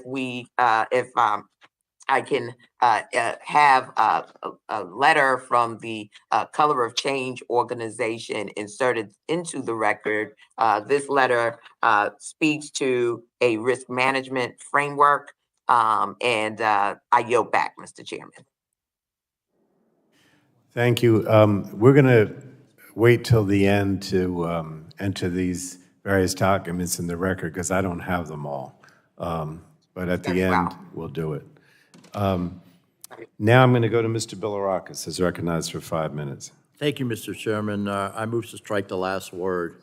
As I mentioned in my opening statement, we've reached a historic moment with the consideration of H.R. 8152, the American Data Privacy and Protection Act. And I want to thank you for your leadership, Mr. Chairman. I want to thank, and I really mean it, I want to thank Cathy McMorris Rodgers, a great friend, and just for her leadership as well, because it really has taken great leadership and giving us the opportunity. I know I'm an original co-sponsor on the bill, but all the members have had an opportunity to give their input, and they've made the bill better. They really have. So I'm very proud to be part of this legislative process. I really am. This comprehensive privacy proposal establishes a strong national framework to protect consumer privacy and data security, give Americans more control and choice about how their personal data is collected, used, and transferred, and provide businesses with operational and regulatory certainty, no matter where they are located in our country. I'm proud we've been able to negotiate this bill in a bipartisan fashion and in good faith, and we have made great strides to address the concerns that we have heard from stakeholders. The product before us is a balance and compromise from both sides of the aisle. We will continue our work today to address outstanding issues to ensure we don't suffocate small businesses or stifle innovation for medical research. But solving difficult policies is what our committee has been known for and what we do on a regular basis. And I know we can do it again. This amendment, the Ains, continues to refine, and we haven't actually gone to the Ains yet, but I won't speak on the Ains. It continues to refine important provisions of our agreement, providing more clarity and technical changes to ensure that we are striking the right balance. In particular, I'm glad to see businesses, particularly our smaller businesses and local mom and pop stores that are trying to do the right thing and make a living in our communities, received additional protections and safeguards. I thought that was very necessary. Many small businesses don't have the capability to constantly watch their backs for lawsuits for alleged privacy violations. And this amendment clarifies that those smaller of businesses will be excluded from civil actions from individuals or groups of individuals and allows them to continue to innovate, contribute to our economy. Through the preemption in our bill, we're also ensuring that these entities don't have to abide by multiple standards based on where they are or where they live or where their customers live. Just like Americans' privacy and data security protections should change based on their zip code, then neither should businesses' obligations change. That's why it's essential that our bills sets a preemptive standard that ensures businesses won't have to worry about complying with 50 state laws. Makes sense? I'm also glad to see the amendment provides additional clarification regarding retailer and restaurant discount and loyalty programs, which are beneficial for both consumers and companies who want to compete for their businesses. And I know that Representative Upton, former Chairman Upton, really made a great addition to the bill. Additionally, I know we have made significant progress to ensure we are retaining independent measurement of content online. And I'm hopeful we can clarify this, and this includes TV and cable video content as this bill moves forward. Lastly, I want to focus on, let's see how much time I still have time. Lastly, I want to focus on the work we've done to protect kids, which is an issue we all care about on both sides of the aisle. This amendment represents a critical balance to prohibiting high-impact social media companies from tracking children and targeting them with advertisements, but also ensuring that smaller businesses are guarded against the floodgates of frivolous lawsuits. Big tech companies like TikTok, who have abused the privacy rights of children for far too long, must now abide by a new tough legal standard that helps prevent abuse for the sake of their profits, or worse, for the sake of foreign interests, such as China. We're also further clarifying the role of law enforcement, retaining the ability for Good Samaritan cooperation of covered entities to share data with law enforcement for certain purposes, but also protecting against entities selling swaths of American data without cause. In closing, we've come a long way in enhancing this bill. I want to thank Chairman Schakowsky as well for working with me on this. I urge my colleagues to support the aims and the final underlying bill, and I yield back the balance of my time. Thank you, Mr. Chairman. Thank the gentleman. Next we go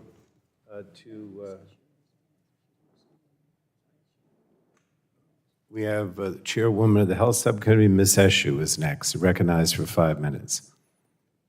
Mr. Chairman, I move to strike the last word to speak on the aims. California has the best privacy protections in the country. Californians have certain inalienable rights to access their personal information, delete that information, and stop the sale of that information. They can opt out of automated decision-making and have the ability to limit the use of sensitive information. California has an expert agency dedicated to protecting the privacy and the data of its people. I'm concerned that the bill before us would threaten California's privacy rights and protections. If the objective of the federal bill is to protect the privacy of all Americans, I think it must first address three major shortcomings. First, it should preserve the protections already enshrined in state law, including California's.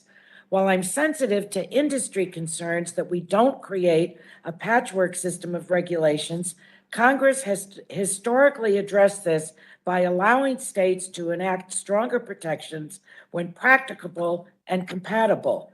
Law after revered law has wrestled with the issue of state versus federal protections and found a way to protect state progress.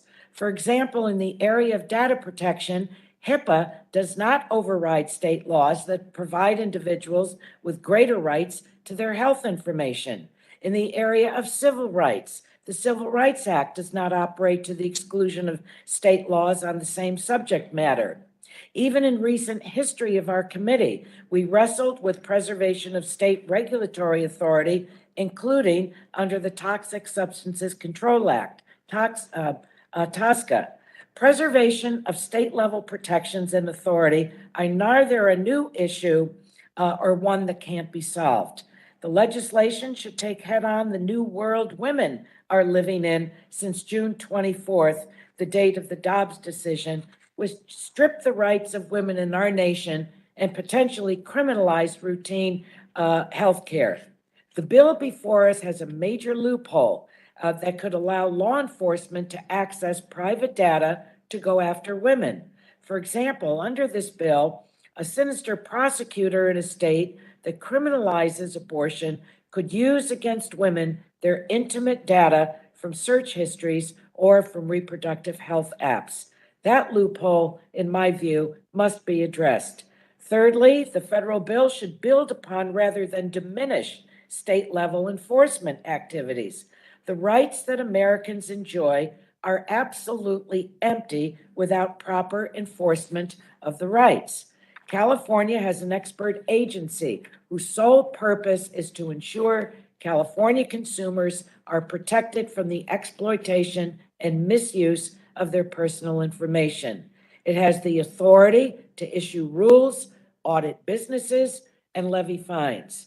This federal bill, in my view, and the view of others, would compromise California's state agencies' ability to enforce the law by creating ambiguity over the state's agency's authority to defend California's constitutional right to privacy. It would also place major enforcement responsibilities on the historically under-resourced FTC. Others who have concerns are California's governor, the California Attorney General, and the California Privacy Protection Agency. On the issue enforcement, 9 other attorneys general agree with what I'm sharing with you, including those from Illinois, the state of Washington, New Jersey, Connecticut, Maine, Massachusetts, Nevada, New Mexico, and New York. I ask unanimous consent, Mr. Chairman, to enter into the record the letters from the Governor of California, the State Attorneys General, and the California Privacy Agency. I recognize that this law would be an improvement for much of the country, but I can't say the same for my constituents and all Californians. So I thank you, Mr. Chairman, and I yield back. We're going to wait with the letters into the record because I don't have some of them. So we'll wait till the end and then we'll do those. Anyone on the Republican side? Mr. Latta is recognized. Well, thank you, Mr. Chairman. I extend my thanks to you, Ranking Member Rodgers, and our respective staffs for the tireless work they have undertaken over the last several weeks and months to incorporate feedback from a wide variety of stakeholders in efforts to strengthen the legislation for us today. Since we last met during the subcommittee markup, this legislation has been enhanced to ensure we will have a workable national privacy standard. Notably, the definition of sensitive covered data has been clarified to take on a targeted approach, which ensure that information that does not present a heightened risk to consumers, such as video data, is not roped in to enhance restrictions. This aims also ensures that data uses, such as popular customer loyalty programs, are protected. It is vitally important that we balance the protection of consumer data with the utmost enjoyable parts of the online experience. Finally, I want to emphasize the importance of the work we are doing to protect children from malicious practices online. The safety of our children and the maintenance of their privacy online has been one of the longest standing priorities that we have had. I look forward to supporting these things, and I yield back the balance of my time. Thank you. Thank the gentleman from Ohio. Anyone on the Democratic side? Ms. Matsui is recognized for 5 minutes. Thank you very much, Mr. Chairman. I move to strike the last word. Gentlewoman's recognized. Thank you. Since the start of these discussions, one thing has been clear. The California delegation is committed to protecting our state's progress and its ability to lead. From technology to climate change and beyond, our state has secured gains that have benefited the rest of the country. California's pioneer work to rein in dirty vehicle emissions have benefits that extend far beyond our borders.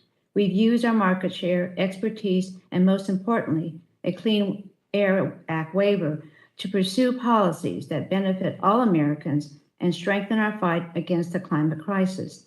The regulatory framework has allowed California to move our country forward and serve as a backstop when the administration couldn't or wouldn't act. I believe this ability to continue to raise the bar on privacy is vital for California and the nation. Unfortunately, as drafted, this bill does not preserve that ability. By foreclosing California's ability to act, I believe we are doing my state and the country a profound disservice.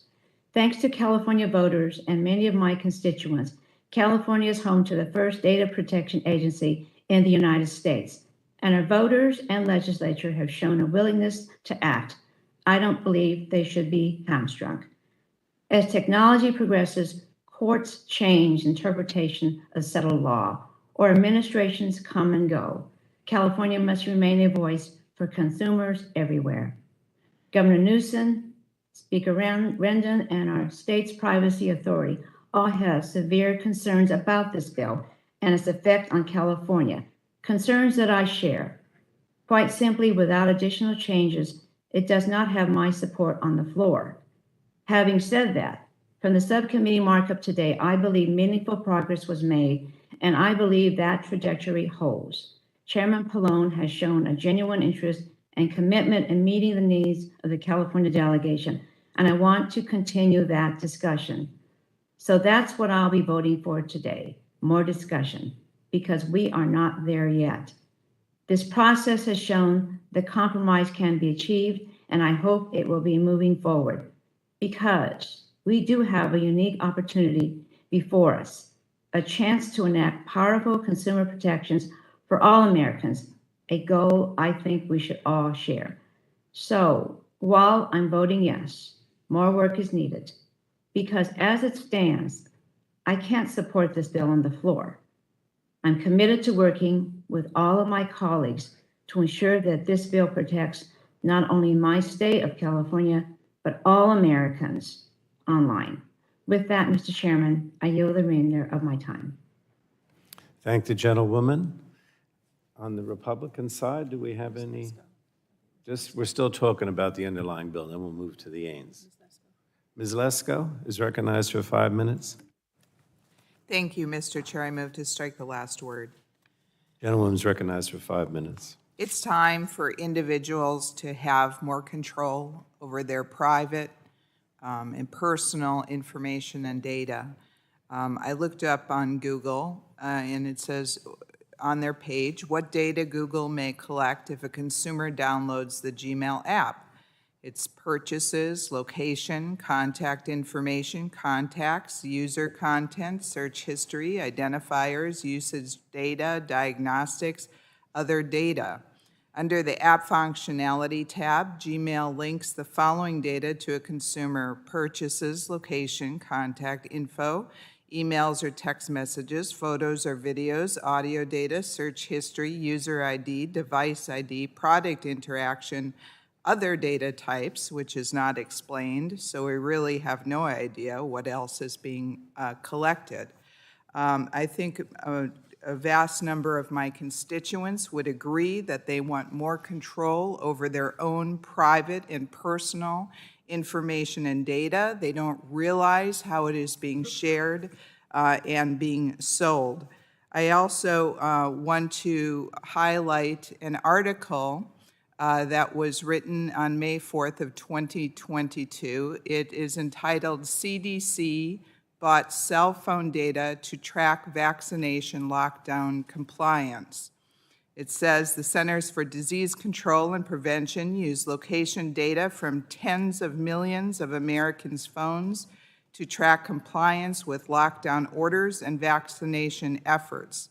The CDC specifically monitored Americans' visits to churches and schools, as well as detailed counts of visits to participating pharmacies for vaccine monitoring, internal documents from the federal agency reveal. It goes on to say, CDC wants to use the data for more than monitoring coronavirus efforts. The CDC wrote that one potential use of cell phone data would be research points of interest for physical activity and chronic disease prevention, such as visits to parks, gyms, or weight management businesses. It also goes on to say in the article, pro-choice activists have also raised concerns that cell phone data from firms like SafeGraph can be used to track women who visit abortion clinics. I think it's time has come to put in the hands of individuals what they choose of their personal and private information to share with others. And I support the legislation, and I yield back. Thank the gentlewoman. Oh, Ms. Dingle is next. Recognized for 5 minutes, the gentlewoman from Michigan. Thank you, Mr. Chairman. I move to strike the last word. Gentlewoman's recognized. Thank you, Mr. Chairman. Stakeholders across the spectrum, from industry, consumer protection groups, civil rights groups, and others, have all called for a strong, comprehensive data privacy law. Consumers care about how their data is used, and I'm encouraged by this opportunity to make real, tangible, bipartisan progress through the American Data Privacy and Protection Act. Privacy is a fundamental right, and any comprehensive privacy bill that comes out of this committee has to do the following things: empower individuals to be the ultimate arbiter of their data and how it is used, protect sensitive and personal information from being misused, including medical information, keep kids safe online, prevent discrimination against consumers and protected classes, clarify the role and expectations of all stakeholders involved in the collection, processing, and transfer of this data, and provide accountability measures for lapses in offering these protections, which, as this committee has examined, have become all too commonplace. I do believe this bill does all of these things, and I want to thank all of my colleagues for working to get many of these priorities addressed. Firstly, and to work with me on some real issues I was concerned about. Firstly, these data protections need to work for the consumer. Individuals' data controls have to be accessible, usable, easily utilized, and understood, so that these tools are not cumbersome for the consumer and simply unable to be understood. We cannot allow overly burdensome or deceptive design practices to diminish a consumer's ownership or control of their data and obfuscate how platforms intend to use their data. The American Data Privacy and Protection Act takes significant steps in this regard to ensure that requests are handled in a manner reasonably anticipated by the user, requires platforms to mitigate privacy risk by design, as well as outlines additional protections for potentially sensitive data. Included in this sensitive data categories are protections for intimate images, particularly those known to be non-consensual, and geolocation data, both of which are crucial for ensuring the safety and security of survivors of domestic violence and abuse, something I care deeply about. One additional issue we can all fundamentally agree on when considering comprehensive privacy reform is that protecting children and their data on these platforms must remain a top priority. This legislation marks a first in extending these protections to children and significantly teenagers. This committee has frequently highlighted the ramifications of social media and data used on minors and their physical and mental health. This legislation makes welcome changes to ensure that these populations receive additional protections and that the unique risks posed by children online are integrated into entities' privacy practices and design. I'm proud that the most recent updates to this legislation ensure that the biggest platforms are not insulated from their responsibilities under the Act, should they already reasonably know that a user is a minor.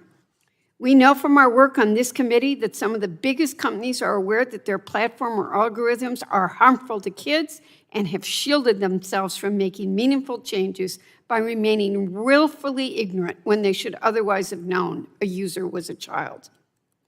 The most recent version of this legislation also makes crucial clarifications to ensure that consent requirements for data acquisition and use in non-traditional devices, such as motor vehicles, are obtained in a practical manner that consumers can expect.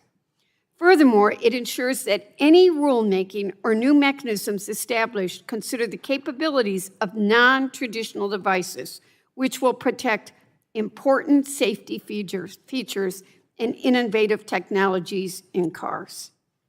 As I said at the outset, all of us can agree we need a comprehensive privacy bill. Bipartisanship is hard. I wish it wasn't. But the absence of action is not an option. We will not let the perfect get in the way of the good. The American Data Privacy and Protection Act makes much needed changes that will protect consumers across this country. I thank all of my colleagues on both sides of this committee for their leadership and collaboration on this legislation. Thank you, Mr. Chairman, and I yield back. I thank the gentlewoman. Does the Republican want to speak? We're still on the underlying bill, and then we'll go to the Ains. Ms. Fletcher of Texas is recognized for 5 minutes. Thank you, Chairman Pallone. Thanks to you and Ranking Member McMorris Rodgers for convening this markup on these important consumer protection bills. As a member of the Consumer Protection and Commerce Subcommittee, I'm really glad to see these bills before the full committee today. And I thank Chairwoman Schakowsky and Ranking Member Bilirakis and committee staff for their leadership and work to draft the comprehensive data privacy bill that's before us today. This legislation, as we've heard from other colleagues, is truly a bipartisan achievement and represents a huge step forward for the rights of consumers. This bill is about consumer control, giving Americans the knowledge and power to choose what data is being collected, determine how that data can be used, and seek recourse when it's used improperly. We have all read the headlines about data breaches, big and small, that put individuals at risk through no fault of their own. And I know we've also seen the headlines that others have referred to about the sale of data by data brokers that consumers and all of us really didn't know was for sale. This bill gives the power back to consumers so that they can determine how much of their data is available and how it can be used. With this legislation, each American can decide if companies can collect their sensitive data, including information about healthcare conditions, debit or credit card numbers, social security numbers, all kinds of things. Each American can decide if companies can keep any data that they've already collected, and each American can decide if their data can be transferred or sold to other companies. And if a company illegally handles their data, Americans have a right to sue for damages that causes. This is a meaningful and important achievement, and I thank my colleagues for all the effort and work on this bill that we're considering today. At this moment, we are seeing challenges to the right to privacy that Americans have come to know and expect in so many areas of our lives, especially in our most personal, private, most important decisions. Today's bill represents important work to protect our data privacy, but we still have work to do to protect the fundamental privacy rights of all Americans in this and other aspects of our lives, and I look forward to working with my colleagues on this committee to do so. Thank you, and I yield back.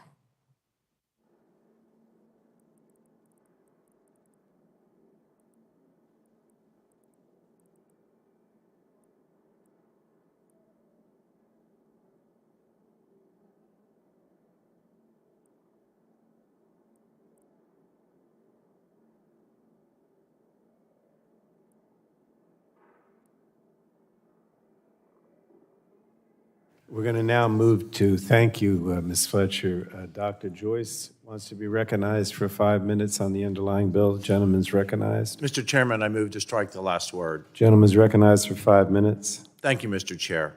I wanted to offer my support for H.R. 8152, the American Data and Privacy Protection Act. Now more than ever, we need to prevent big tech from listening in on our conversations and collecting Americans' data without their permission. This bill prevents personal information from being accessed by harmful actors, including the Chinese Communist Party. As we have seen over the last month, this is occurring regularly, and needs to be stopped immediately. I would urge all of my colleagues to support this, and I look forward to working together. Thank you, and I yield back. Mr. Peters seeks recognition for 5 minutes. Mr. Chairman, I move to strike the last word. Gentleman is recognized. Mr. Chairman, I want to applaud you and Ranking Member Rodgers, Ms. Schakowsky, Mr. Bilirakis for putting together a comprehensive bipartisan privacy bill, the American Data Privacy and Protection Act. Securing a national privacy standard is of paramount importance for the 21st century. At no point in history has so much information about ourselves been made publicly available, whether we consent to that or not. My home state of California has led the charge to secure rights to privacy and has served as inspiration for this legislation and other state laws. And many of us in our delegation have expressed concerns that this bill does not adopt more of the California privacy law. I do appreciate the chairman and his staff doing a lot to accommodate these concerns in the AINs. And ideally, we would take more of California's law. It's really good. It does a lot to protect my constituents. And I know that Ms. Esche will be offering an amendment along those lines. But I would say that this legislation today would not be possible without California's pioneering work. However, I also recognize that a national standard means we should have one standard. And it needs to be easy for consumers and businesses to know what their rights and responsibilities are. That means that the federal standard will necessarily require federal preemption of the various state standards. If we fail to enact the federal standard, we could have 50 different privacy laws, which would be a disaster. One standard provides certainty and security for businesses and consumers.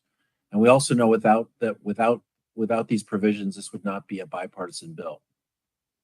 I note that there are 3 aspects of this bill that give at least as much protection to California as current law. First, the ADPPA builds on California's limitations on how personal information can be used. It has landmark data minimization protections, which get beyond failed notice and choice regimes and meaningfully protect consumer privacy by stopping the unnecessary collection of data in the first place.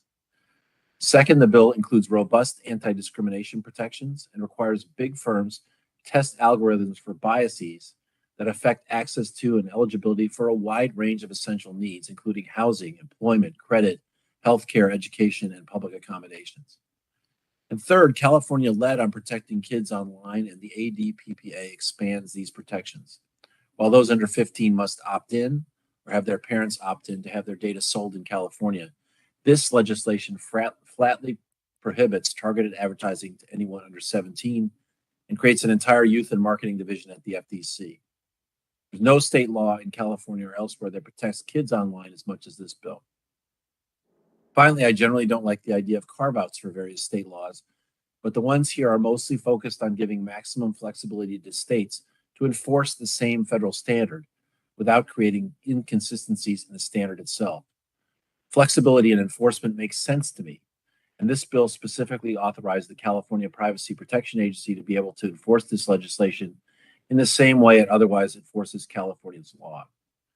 We all live in the digital age. It's time we update our laws to reflect that and provide protections for all Americans.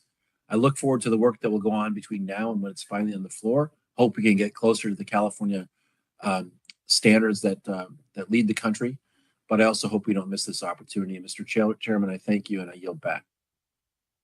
Thank the gentleman. Anyone else on either side that wants to speak on the underlying bill? Otherwise, we're going to go to the AINs. Mr. Chairman? Yes. Ms. I'd like Schreier? to speak. Yes, the gentlewoman After these from beeps, I'd like to speak. gentlewoman from Washington State is recognized for 5 minutes. Thank you, Mr. Chairman. I would like to speak in support of this bipartisan legislation to shore up online privacy. As a mom and a pediatrician, I am really concerned about the impact of the internet and social media on our kids, and also what that means for their privacy and protections long term. You know, from the moment our 3-year-old picks up our phone to do a little puzzle, that alters our digital footprint. From the moment we share their birth announcement or photos online, they are developing their own digital footprint. So that means that by the time they're 18, the amount of data that companies have gathered might mean the companies know just as much or more about our kids than we do as parents. And this bipartisan bill on privacy takes solid, tangible steps to protect our kids online. A big one of these is that companies must factor in the risks to individuals under 17 in their privacy policies, practices, procedures, and algorithmic design of large data holders. This legislation finally makes kids a priority. I'm glad to see specifically that part of this legislation targets how algorithms affect our kids. These algorithms determine what our children will see next when they're online and can have a dramatic, sometimes dangerous impact on children's mental health and resilience. We all have the right to strong privacy protections. We have the right to know who's using our data and what data they're collecting and what they are doing with it. Personally, I don't use social media, but I do use apps on my phone for continuous blood glucose monitoring, analyzing patterns, time and range, and for controlling my insulin pump. They help me manage my diabetes well. And I'm so grateful that this technology exists to help me stay healthy. Using technology to collect data is extremely useful in so many ways. But that biometric information is my personal information, and I should be the one to decide who and in what way gets to see that. For example, it could be used for advertising purposes, sending ads for blood glucose monitors or insulin discounts to me. But could it also be used to affect health insurance rates or car insurance rates? And that is why it is so important that this bill protects us from the collection of sensitive data. Our health, financial, personal information should be protected, and this bill also protects data around other parts of our identities like race, ethnicity, genetic information, and location. This right to data privacy puts us back in the driver's seat. It will protect our children as they navigate the web, and it will allow us to control who gets access to our private information. Thank you, and I yield back. Thank the gentlewoman. I think we're going to move to the Ains. So I now... Chair? Mr. Cardenas? Oh. No. Mr. Ruiz? You want to speak on the underlying bill? You recognized? Yes. Recognized for 5 minutes?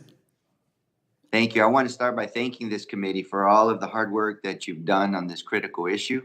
This bill represents a tremendous step forward in developing a national standard for data privacy to protect consumers, and it contains a number of smart provisions like prohibiting companies from collecting data that is completely unrelated from what the company needs to provide the service. That should be the standard.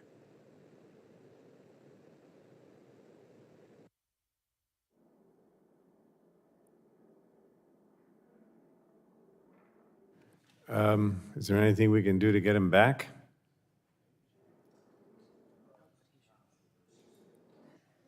What do you say?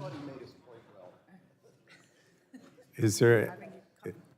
They deserve, and everyone in our Okay. country should have similar protections. Did you guys miss me, or? We missed a little bit. You can repeat or just move on, whatever you want to do. Yeah, okay. I'll just start at this part, and it contains a number of smart provisions like prohibiting companies from collecting data that is completely unrelated from what the company needs to provide the service. That could be the standard for the country, and as a member from California, I especially am aware of how important data privacy is. Our legislature and our citizens have been leading the country on this topic, first with the passage of the California Consumer Privacy Act, and then later with the California Privacy Rights. These two bills gave Californians the rights over their data that they deserve, and everyone in our country should have similar protections from big tech collecting data they don't need and selling it without permissions. I do believe that we should work with California to ensure the highest levels of protection in this legislation, particularly since California helped lead the way to establish these rights. I know that this committee has been taking these concerns into account and trying to make as many changes as possible to address them. This latest substitute amendment makes a number of important changes that gets us closer to where we need to be. However, I'm very hopeful that this committee will continue to work with California and the California Privacy Protection Agency to address their concerns. I know that this process has been a collaborative effort and one that has brought together a number of stakeholders who don't always agree. I believe that this committee will continue that approach to address California's concerns and make this a bill as strong as it possibly can be as it moves forward through the legislative process. I will support this bill today because I believe it is an important step forward in ensuring the consumers across the country are protected and their data is secure, and I will support efforts to ensure that Californians have the protections they voted for. With that, I yield the balance. I yield back the balance of my time. Thank you, Dr. Ruiz. Mr. Hudson is recognized. Mr. Chairman, I move to strike the last word. Gentleman is recognized for 5 minutes. Thank you, Mr. Chairman, and thank you for your leadership on this and for Ranking Member Rodgers and the staff of the committee for how much work has been put into this legislation. It's not perfect, but I think we've got a good product and keeps getting better. Advertising is the lifeblood of American small business. What began as taking out an ad in a local paper has become a global connection between consumer and product. Modern-day advertising has grown businesses across the nation and made places like Carthage, Sanford, and Barbecue, North Carolina, the epicenter of global commerce. It's truly incredible that a barbecue rub and sauce business in North Carolina can reach and attract customers in Spokane, Washington, and New Brunswick, New Jersey. While the internet has made us more connected than ever and allows businesses to flourish, big tech has taken advantage of the lack of a national privacy standard and exploited customer data. I'm encouraged with many aspects of this bill and how it will put consumers in the driver's seat when it comes to their data, not Silicon Valley. However, I have concerns that some language in this bill could create an unintended big tech consolidation of advertising power and negatively impact small businesses' ability to grow their footprint through targeted advertising. I asked Mr. Chairman that we consider conducting an economic impact analysis so we can better understand the implications these provisions will have, particularly on our small businesses. And with that, Mr. Chairman, I yield back. I thank the gentleman. All right, can we move on to the Ains? I think so. All right, I'm going to recognize myself to call up the Ains amendment in the nature of the substitute, and the clerk will report the amendment. Amendment in the nature of a substitute to H.R. 8152, offered by Mr. Pallone of New Jersey. Madam Strike Clerk, all. without objection, the reading of the Ains will be dispensed with, and I recognize myself for 5 minutes in support of the Ains. As I mentioned in my opening, enacting bipartisan national privacy legislation has evaded Congress because it is difficult. We've gotten this far through a deliberative process that has benefited from regular order. And it's the only way we're ultimately going to get this bill signed into law.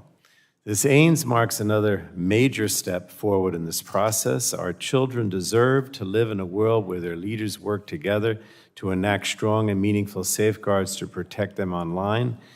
I believe that if we do nothing, what we will say the next time a privacy scandal breaks and we again learn of tech conglomerates harming our children, our family, or our neighbors, and we'll say, we regret that we didn't do this. We took the feedback we received and included things like even stronger protections for kids, expanded the categories of sensitive data, and ensured that businesses can comply with the oversight requirements in this bill. So the new knowledge standard in the Ains requires those companies with the greatest reach and resources to better understand how their platforms are targeting kids and to protect kids who use their platforms. In the Ains, we've expanded the categories of sensitive covered data to include race, color, ethnicity, religion, union membership, and internet browsing history over time and across third-party websites or online services. The algorithmic impact assessments and evaluations are also more tailored to ensure evaluations are completed on those algorithms that pose consequential risks to individuals. As you all know, the private right of action and preemption provisions have been the most difficult points of negotiation on the data privacy legislation for the last decade. In this case, I believe we've made substantial progress again. The private right of action provision has been updated so that enforcement begins 2 years after the effective date of the bill, and the bill prohibits pre-dispute arbitration agreements to include any dispute involving claims related to gender or partner-based violence or physical harm. We also strike the right balance in the preemption section by ensuring that states are empowered to pursue enforcement under the bill and legislate on matters that touch on privacy. So there's a lot in this AINS. I know a number of members in their statements in support of the bill have talked about how myself and Ms. Rodgers and others on a bipartisan basis have continued to make changes to the bill to accommodate their concerns. And so we've done that, and that's why I urge my colleagues to support the AINS, and with that I yield back the balance of my time. Other members seek, I know a lot of people already talked about the AINS, but not everybody did. Yes, Dr. Bouchon is recognized for 5 minutes. Thank you, Mr. Chairman. I move to strike the last word. Gentleman is recognized for 5 minutes. I think all of us are becoming increasingly aware of the extent to which our data and our constituents' data is gathered, aggregated, and sold concerning nearly every aspect of our lives. Much of our economy and modern society are built upon such practices, and the use of data can bring many benefits to consumers, educators, businesses, and patients. But there is also a clear need to ensure the American people can know how their data is being used and by whom, and a need to establish what is acceptable and how that can be accomplished in a way that protects individuals' privacy. I believe today's AINS on the American Data Privacy Protection Act does include common sense data and privacy measures, such as specific protections for kids under the age of 17, privacy by design principles, and an overarching federal standard governing these issues.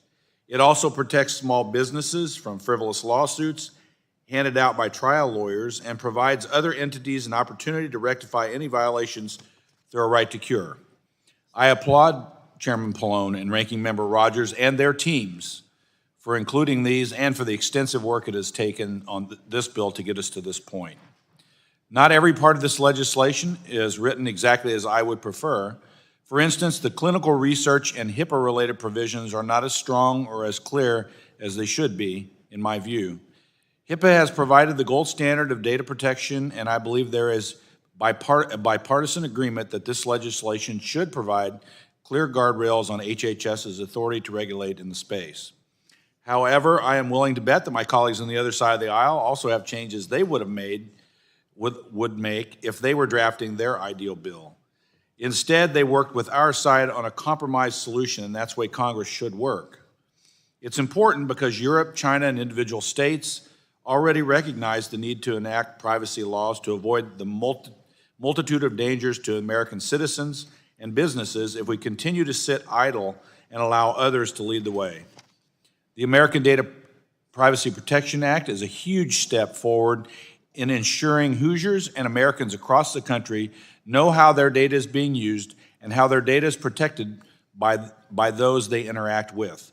I look forward to continuing to work with the committee staff and my colleagues on this effort, and I'll be supportive of this legislation today in this committee hearing. I yield back. Thank the gentleman. Ms. Castor is recognized for 5 minutes. Thank you, Mr. Chairman.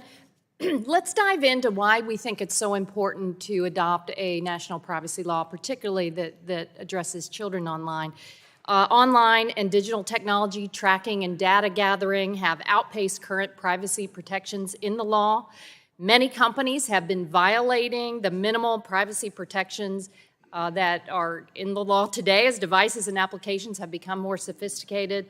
And the United States has fallen behind other countries when it comes to online privacy protections. So let's examine some of the evidence relating to kids, relating to social media and online technology. It's changed children's behavior, increased anxiety, depression, and self-harm.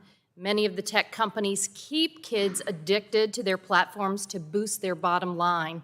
Some have violated the Children's Online Privacy Protection Act and paid fines just as the cost of doing business. So here's some of the research. Here's the U.S. National Survey on Drug Use and Health. The percentage of teens who had major depression in the last year, you can see the trend line since social media and online interactions with kids have become more common. The next one is also very disturbing. The next is from CDC. Emergency room visits for self-harm have increased very rapidly among teen girls beginning in 2010. This was corroborated by another study on hospital admissions for non-fatal health self-harm for girls, all very disturbing. And this committee heard direct testimony from Frances Haugen, the Facebook whistleblower, on how Facebook and Instagram were aware of these trends, according to their own research, that social media can damage the mental health of children, especially teenage girls. But they proceeded to target kids and keep them addicted. And the ranking member will remember this very well because she asked, Representative McMorris Rodgers asked Mark Zuckerberg in March of 2021 about their research, did they have it, and their impact, and the impact on kids. He dissembled. He said, overall, the research we have seen is that social media apps are helpful. They help connect kids. They can have positive mental health benefits by helping them feel more connected and less lonely. He knew better. He knew he was misguiding this committee. So what are we going to do? We're going to take action today. We're going to ban targeted advertising to kids. We're going to rope off kids' private personal data. We're going to require companies to get affirmative consent before transferring kids' data. We're going to create a new focus on youth privacy and marketing at the FTC. And together, we have strengthened the knowledge provisions to ensure that we're protecting our kids' personal data. Children and teens under this bill will receive strong safeguards to protect their privacy online. These are young people who are now subjected to relentless surveillance from marketers who employ stealthy big data tactics to track and target our kids and adolescents when they use mobile phones, gaming platforms, and social media. We're going to aim to keep young people safe and prevent them from being targeted with discriminatory and manipulative tactics and ensure they're treated fairly in the digital marketplace. With this bill, companies like TikTok, YouTube, Instagram, and Facebook won't be able to say that they don't have any knowledge that children are using their products. They won't be able to put their heads in the sand and say they didn't know children are on their platforms.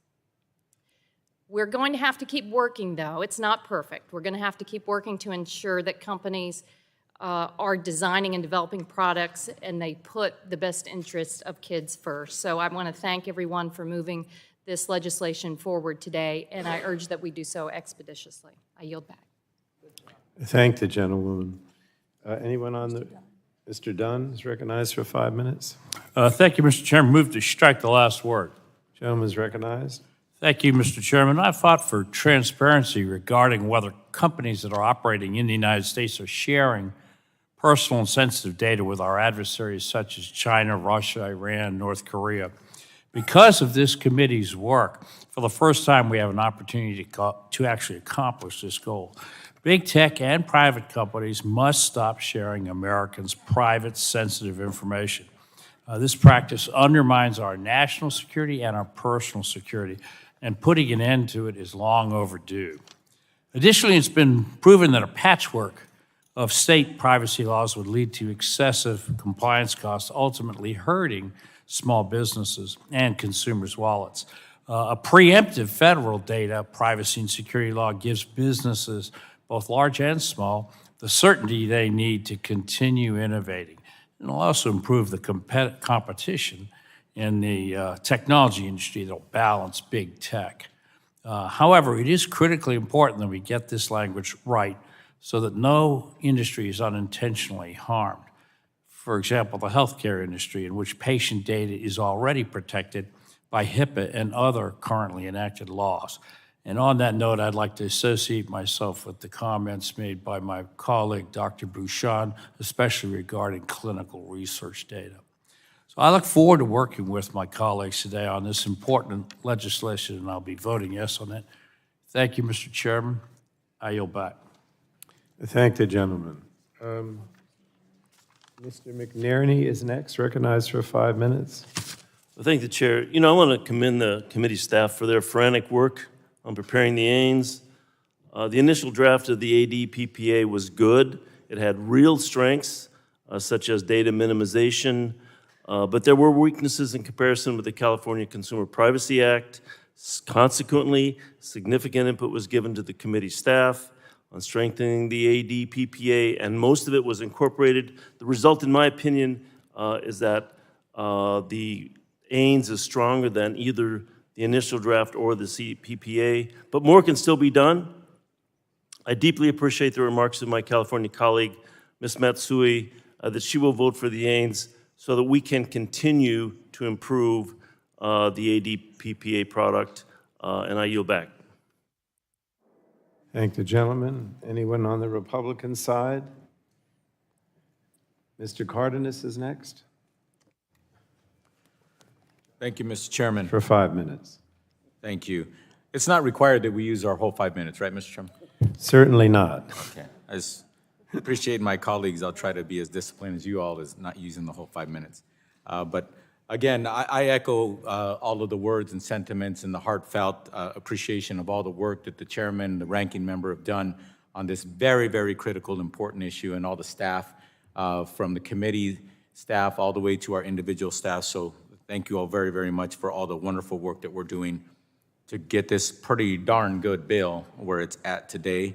And we still have other hurdles such as the United States Senate. So, so far so good though. I feel good about the outcome of this AINS, this bill today. I also would like to thank my colleagues, such as my California colleague, Scott Peters, who very eloquently reminded us how we can make sure that we make this bill as good as possible in this committee throughout the process by the time we get to the floor, and hopefully we can get good negotiations with the Senate as well. And I also want to thank my colleague, Ms. Castor, for always working on issues when it comes to protecting our children. I'm so proud of the many of us on both sides of the aisle who drill down and drill deep on making sure that we work on issues to protect the American people in so many different ways. But with that, I'd like to start off with some questions for council. My first question is that as I read this AINS, this version of the bill that we're going to vote on in just a few minutes, it was written to give the organizations like the CPPA the authority to enforce the American Data Privacy and Protection Act in the same manner as it would otherwise enforce the current California Consumer Privacy Act. Am I correct in that reading of the bill? Council will respond to the gentleman. Thank you. Thank you for the question. That is my understanding as well. Okay. And Mr. Chairman, as the author of the bill, is that an accurate interpretation so far? Yes. Okay, thank you so much. My next point of clarification is state enforcement agencies, including the CPPA in California, are also intended to have the authority to bring regulatory or administrative enforcement actions for violations of the American Data Privacy Act and Protection Act to enforce the federal law. Is that an accurate reading of the way the bill is written at this time, this AINS? We'll ask the council again. Yeah, council. The question is whether state enforcement agent, The council maybe should bring that mic closer because I can't really hear. State enforcement agencies may also enforce the act. Is that the question? Correct. Yes, that is my understanding as well. Okay. And that's the chairman's interpretation at this time as well? I'm going to agree with everything the council said. All right. I'm trying to keep it simple. Okay, my next question is, this bill is intended to allow state attorneys generals and privacy authorities to bring cases for violations of this bill in federal court for injunctive relief to obtain damages, penalties, restitution, or other compensation. Is that correct, the way the bill is written at this time? That is my understanding as well. Okay, so therefore, would California be able to recover the monetary penalties, potentially be able to recover the monetary penalties associated with enforcement as it currently can under California state privacy law? Yes, that is my understanding as well. Okay, thank you. Yours as well, Mr. Chairman? Yes. Okay, okay, thank you. Again, I really am enjoying the work that has been going on to bring this bill to where it's at today. There's no such thing as a perfect legislation. Why, in my opinion? It's because human beings are creating it. And that's not casting any aspersions on the members of Congress. We're just human beings, and subset of the bigger picture, and we're trying our best, and we're doing our best. And I just wanted to give a shout out once again to all the staff for the thousands of hours of work that they've done going back and forth, and the incredible patience that everybody has shown with each other, and with these very contentious back and forth, night and day efforts. I don't have any reports from my understanding and my staff's understanding that anybody got out of hand or what have you, and that's a testament to the professionalism of the people that we have working for us. So with that, with the last 10 seconds, I yield back. All right. I thank the gentleman. Anyone else? Oh, I know we have Ms. Trahan. Anybody on the Republican side? If not, we'll go to the gentlewoman from Massachusetts who's been waiting for a long time to speak. The gentlewoman's recognized. I move to strike the last word. Gentleman's recognized for 5 minutes. Thank you, Mr. Chairman. The legislation before us today impacts nearly every entity that collects and processes data pertaining to consumers. That means that the leaders on this committee and their staff have had to listen to and balance the input of nearly every industry. And they've had to do so while navigating the concerns of various state governments. That's all to say that this has been an enormous lift, and the sponsors of this legislation have done an incredible amount of work requiring balanced and nuanced thinking. We owe each of them a tremendous debt of gratitude. Of course, a bill of this magnitude and importance will always have room for improvement, but I am so heartened by the continued improvement and clarifications that have been made since our subcommittee markup. That's especially true of the protections for children that Congresswoman Castor so eloquently articulated. Not only will companies no longer be permitted to use child data to target ads, but covered high-impact social media companies will have to meet a constructive knowledge standard. And this one is important to me and so many other moms out there. Software used in schools will also be covered by the provisions in this bill. Finally, moving us one step closer to a world where parents can send their kids to school in person or online and trust that the data being collected is in service of their child's education, not advertisers' bottom line. This bill addresses so many of the challenges that have been discussed in this committee for a long time, and with its passage today, we'll show the hardworking families that we represent that Congress can do more than just talk. Thank you. I yield back. All right. Did I miss the gentleman from Vermont? Is there anybody on the Republican side? If not, we'll go to our friend from Vermont. Well, two things. Number one, it is so heartening to see the good work of our chairman and our ranking member to bring to the floor, or pardon me, bring to the committee in a bill on privacy that is so profoundly important. And I thank you, Mr. Pallone. I thank Ms. McMorris Rodgers for that. I do want to say something about forced arbitration. We've made progress in here, but you know, forced arbitration is really inhibiting people who've been injured from having their rights asserted. One of the things we have to have, whether it's with big tech or anyone else who has significant power, is accountability. Accountability is extremely important. And what we've seen is that forced arbitration has been imposed on folks who have a legitimate claim, and it is very clear that it works very much to the benefit of the person or the entity that's trying to avoid accountability. We've made a little progress here, but I just want to express my concern that as we proceed, I want to see if we can strengthen the protection that people have to the judicial system to protect their rights. You know, we passed a bill on a big bipartisan basis that provided sexual assault victims to be able to not be subject to forced arbitration.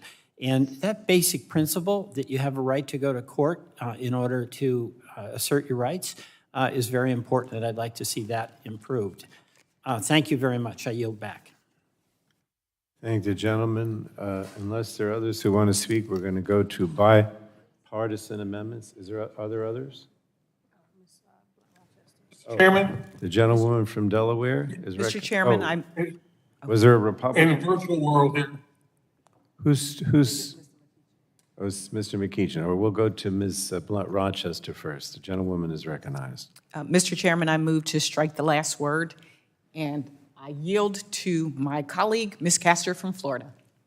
I thank my colleague for yielding. I just wanted to make sure that we have a couple of things on the record when it comes to preemption, because I want to, in this bill we use covering preemption, so when state laws aren't substantially subsumed by federal law, they won't be preempted. When it comes to the children's piece, and for our colleague Ms. Eshu and others who are worried about this, what will be submitted into the record is a statement from Common Sense Media, a statement on the latest version, the AINS, where they say that the AINS protects significantly more kids than California or current federal law. Also, I want to make sure it's clear on the record that in practice, what we're doing here in American Data Privacy and Protection Act before us will preempt only some of the provisions within design code bills. Some are moving through states right now. Those preempted provisions would be the ones covered by this bill dealing with advertising and privacy. Other provisions in design code bills, like requirements that say tech companies must act in the best interest of the child, which we don't touch or cover in this bill, will go forward. I think that's the right policy choice, and I urge members to support it. Also, just so everyone knows that, and you see at the end, what will go into the record includes this very detailed U.S. Surgeon General's advisory on protecting youth mental health, where they lay out a lot of the recommendations that we've now adopted in the bill we're going to move today, along with Facebook files, Wall Street Journal article, other comments from Common Sense Media, the testimony of Frances Haugen, and others. With that, I yield back. Thank you. And the gentlewoman from Delaware. Mr. Chairman, I yield back. Thank you. And I think we heard Mr. McEachin wanted to speak. Does a gentleman seek recognition? Gentleman from Virginia is recognized for 5 minutes. Thank you, Mr. Chairman. I move to strike the last word and speak to the AINS. Mr. Chairman, let me start off by saying that I appreciate the hard work that you've done and the rest of the committee leadership has done on both sides of the aisle to get us to this point. However, I associate myself with the comments of those who've said I'm voting yes to encourage more conversation, because at this point, this bill does not enjoy my support on the floor. I want to raise a critical issue that I hope will help us sort of focus on some things here. We want to hold big tech accountable, yet we have gone forward and allowed forced arbitration to exist. Now you say, well, look, we've exempted actions involving children. Well, you haven't given us anything in that regard, Mr. Chairman, because children can't contract in the first instance. So they can't agree to forced arbitration. And in carving these or creating these carve-outs that we've created, we are basically saying that there's something imperfect about forced arbitration. Well, if it's imperfect in some areas, it ought to be imperfect across the board, Mr. Chairman. We shouldn't be forcing folks into arbitration. And after all, Mr. Chairman, if we open up our federal constitution, as well as our state constitutions, in many cases at least, we will see that we are guaranteed a right to a jury trial. Jury trials are sacred in this country. I sort of have to chuckle when I hear my colleagues talk about frivolous lawsuits. That's oftentimes because they don't like the results of that lawsuit, the results that their constituents came up with, because their constituents are the jurors. Their constituents who are wise enough to elect us to Congress have come up with an answer that we don't necessarily like, and so all of a sudden, it becomes a frivolous lawsuit. Mr. Chairman, we cannot continue in this vein of assuming that we're going to hold big tech accountable and have that compatible with forced arbitration. And Mr. Chairman, I have to say that the prior bill before the AINS was better in the notion of allowing class action lawsuits. No one person can take on big tech by themselves. They've got too much money. They've got too many lawyers. Regular people have to come together in a collective action. Oftentimes we call that class action. Sometimes we call it mass torts. to be able to bring their action and to be able to afford the cost of bringing their action against big tech, to the extent that we have disallowed class actions in this law, in this legislation. We've done a disservice to every single American, and we've given big tech more leverage than they ought to have over the American public. Mr. Chairman, these are just some of the issues that I have with this bill. I would point out, and I say with a certain degree of pride, but also with a certain degree of humility, because I was blessed to have these opportunities, that those who negotiated this so-called compromise and this aims rarely, if ever, walked inside of a courtroom, rarely, if ever, had to look at a jury in their eyes, rarely had ever had to represent somebody who'd been injured by a big corporation, whether it was big tech or someone else. I've had the pleasure and the opportunity to do that, and I am telling this committee, and I'm telling the American public that this dog won't hunt. Ultimately, we will have to come back and do wholesale changes if we really intend to hold big tech accountable. Mr. Chairman, again, I thank you for your time. I thank you for your patience with me, and I yield back the balance of my time. Thank the gentleman. Anyone else on the Ains? Otherwise, we're going to move to the bipartisan amendments. So the first of those is the gentlewoman from Arizona, I believe, Ms. Lesko. Do you seek recognition to offer an amendment? Yes, thank you, Mr. Chair. I have an amendment at the desk. And your amendment is labeled what? Amendment number 1. Clerk will report the Lesko amendment. Amendment to the amendment in the nature of a substitute to H.R. 8152, offered by Ms. Lesko of Arizona. And Madam Clerk, without objection, the reading of the amendment will be dispensed with, and the gentlewoman from Arizona is recognized for 5 minutes. Thank you, Mr. Chair. Thanks to the new digital landscape, our kids face constantly evolving threats. We must work hard every day to identify those threats and figure out how to better protect our children. Our commitment to our children must never falter. The National Center for Missing and Exploited Children leads the fight against abduction, abuse, and exploitation, because every child deserves a safe childhood. That is why Representative Castor and I are offering an amendment to exclude the National Center for Missing and Exploited Children from the definition of covered entity to ensure they can collect, process, and transfer data to prevent and assist in any child abduction, trafficking, abuse, and exploitation. In my home state of Arizona, there is a total of 138 missing and unidentified children in the National Center for Missing and Exploited Children's database. It is my hope that the amendment I have introduced will help bring these children home. And with that, I yield back. Is anyone, a gentlewoman from New Hampshire, Ms. Custer, is recognized. Thank you, Mr. Chairman. I'd like to strike the last word. Gentlewoman is recognized for 5 minutes. Thank you, Chairman Pallone, and thank you to my Republican colleague, Congresswoman Lesko, for joining me on this amendment.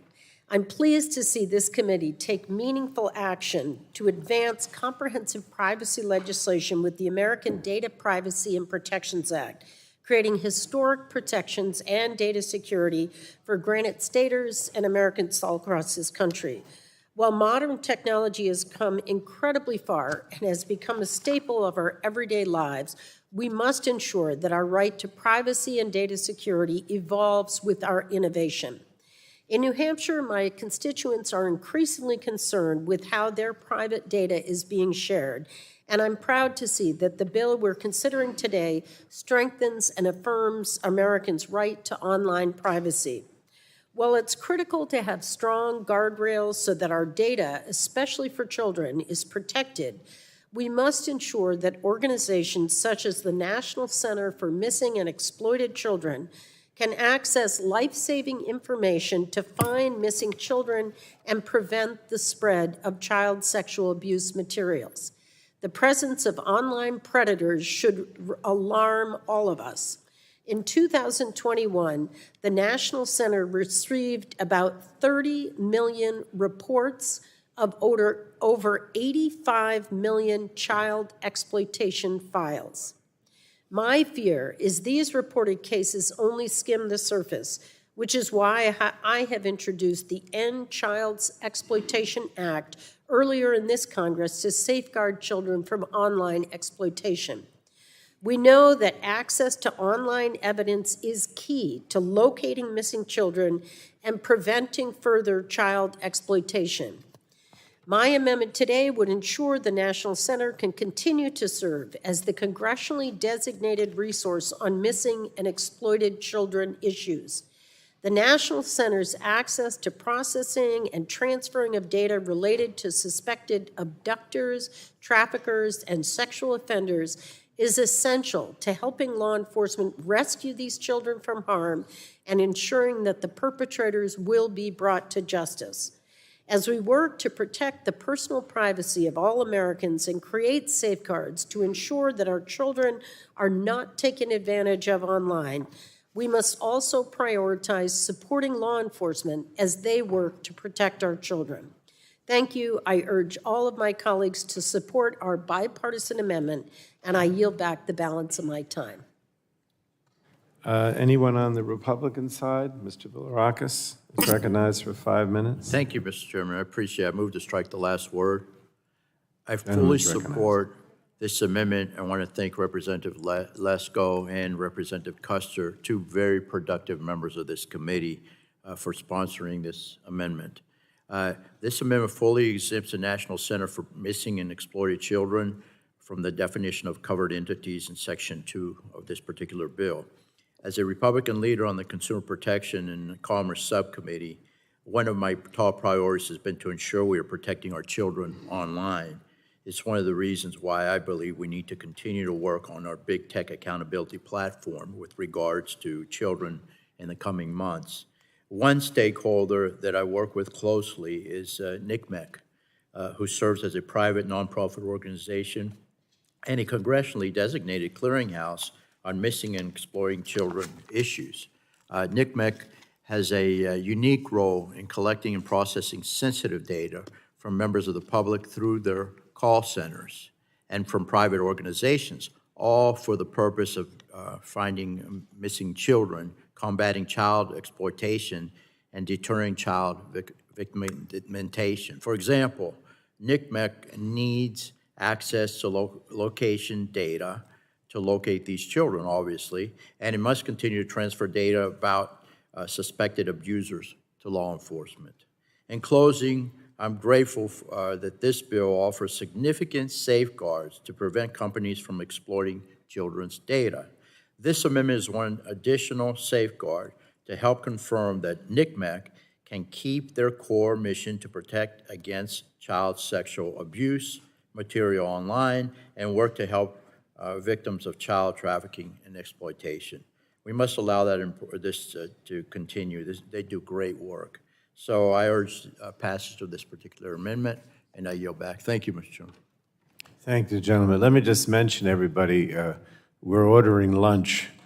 We're not going to take a recess. We're going to get you lunch, but it may be another hour by the time it gets here. But I just want everybody to know. I'm not providing the menu. It's mostly chicken for the most part. Some kind of chicken. All right, anyone else on the Lesko amendment on either side? No? All right, do we want to record it? No?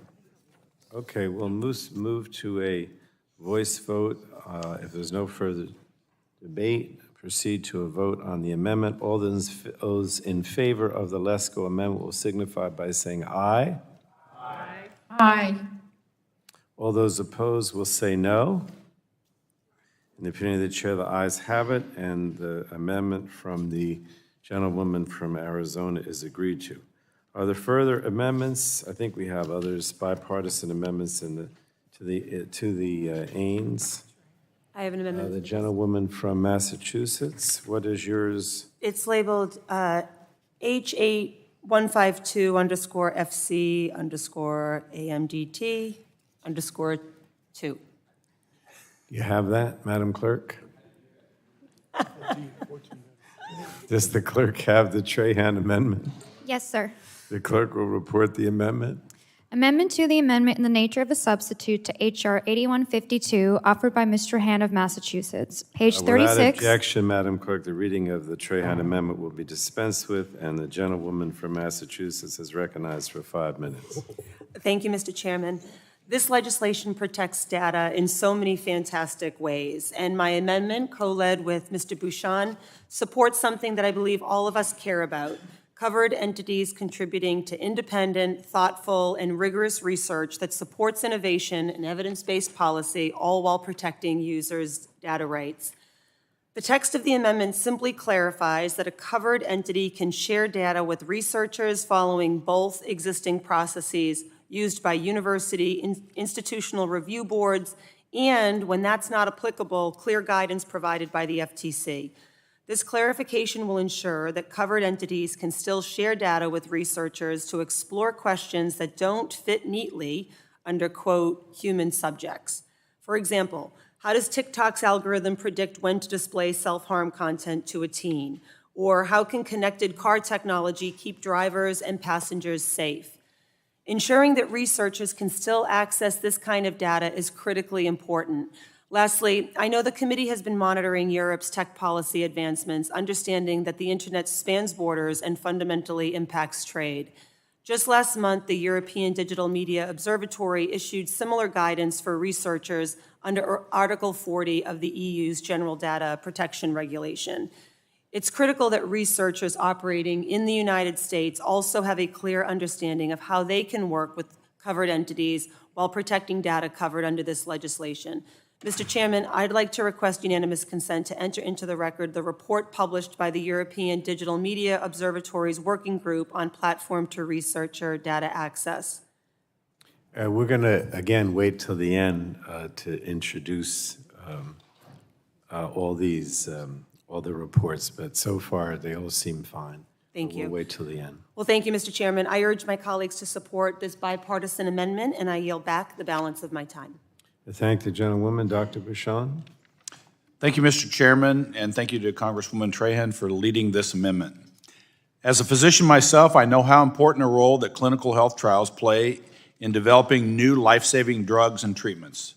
The American Data Privacy Protection Act includes some requirements for data minimization, limiting the collection, processing, or transfer of covered data. This obviously should include personal health information. I'm proud to support this amendment that would specifically amend the permissible purposes under which an entity may use someone's data to include clinical health trials data by stating that such research adheres to relevant laws and regulations for the protection of human subjects. I will note that the phrase laws and regulations doesn't capture all research standards, effectively limiting the application of this amendment to public or peer-reviewed research that is in the public interest. As we move forward, I would like to see additional language clarifying this approach would also apply to research done by the private sector. We must ensure that all medical researchers developing the cures of tomorrow are allowed to gather and handle the data they require to do this important work. Again, I'd like to thank Congresswoman Trahan for addressing this issue and support this amendment. Thank you, Mr. Chairman. I yield back the balance of my time. Thank the gentleman. Anyone else on the Trahan? Mr. Bilirakis is recognized for 5 minutes. Thank you, Mr. Chairman. I move to strike the last word. I support this amendment and urge unanimous passage. I want to thank my friend and subcommittee members, Dr. Bouchon and Dr. Dunn in particular, and of course, the leader of this particular amendment, Ms. Trahan. This amendment will preserve the critical work being done by private sector with regard to medical research and clinical trials. One of the permissible purposes in the language of the bill regarding data minimization ensures that entities can conduct public or peer-reviewed scientific, historical, and statistical research projects that are in the public interest and are governed by other laws and regulations about how to conduct that particular research. The amendment offered here will clarify that this includes human clinical trial data regulations as governed by institutional review boards. These institutional review boards are specifically designated to review and monitor biomedical research ethics and trial designs and can improve or disapprove research. These boards ensure that companies use informed consent documents and promote the welfare of humans who have decided to enter into a clinical trial. It is paramount that we ensure that we are allowing biomedical research to continue uninterrupted without the threat of a new regulatory regime, so that the work they are doing to innovate and advance treatments and cures for patients across the country is maintained. This all while ensuring that companies that do not fall under HIPAA and have access to sensitive health information, such as Apple and Google, remain under the strict requirements of this particular bill. This is so very important, and I appreciate the doctors on my side of the aisle and Ms. Trahan bringing this amendment forward. Thank you, and I urge passage of the amendment. Yield back the balance. Thank you. We're on the Trahan amendment. Anybody else? Yes, Mr. Dunn. Thank you, Mr. Chair. I move to strike the last word. Gentleman's recognized for 5 minutes. Thank you, Mr. Chairman. I wish to associate myself with the remarks of Dr. Bouchon regarding this matter. This committee has responsibility to ensure that American medical researchers can continue to lead the way in important basic and clinical research, which relies on accessing healthcare data. And when I was first practicing, we hand-wrote patient information on paper and stored it in filing cabinets. Times have changed. In today's world, patient information is digitized into data systems that can be analyzed rapidly by many technologies, both remotely and locally. Our researchers need certainty that this important life-saving research is not unintentionally obstructed. This amendment is an important first step to clarify that data in medical research is already protected by current healthcare laws, and I urge all of my colleagues to support this amendment. I'd like to note my appreciation for the bipartisan effort on this, and I thank Dr. Bouchon and Ms. Trahan and all of my colleagues for this clarification. With that, I yield back. Thank you. Anyone else on the, yes, Mr. Joyce? Mr. Chair, I move to strike the last word. Gentleman's recognized for 5 minutes. Thank you, Mr. Chair, for yielding. I do support this overall package, and I would like to additionally offer my support for this amendment. While we acknowledge in the base bill that covered entities may use data for research, many clinical trials are underway right now would not be considered permissible as they may not be public or peer-reviewed, even though this would be necessary to comply with long-standing federal standards and ensure that studies are subjected to through thorough review and oversight of independent ethics boards. Without an explicit exemption tied to these existing standards, I worry about unintended consequences in the field of cutting-edge biomedical research. I urge my colleagues to fully address this issue, and I yield the balance of my time. Thank you. Anyone else on the Trahan amendment? If not, voice vote? Okay. We'll proceed to a vote on the amendment. All those in favor of the amendment will signify by saying aye. Aye. Aye. All those opposed will say no. Okay, in the opinion of the chair, the ayes have it. The amendment is agreed to, and we'll now move to any further bipartisan amendments to the Ains. Ms. Castor, the gentlewoman from Florida, is your amendment I have an amendment labeled? at the desk. It's labeled H8152, Amendment 4. Clerk has the amendment. Yes, sir. Clerk will report the Castor amendment.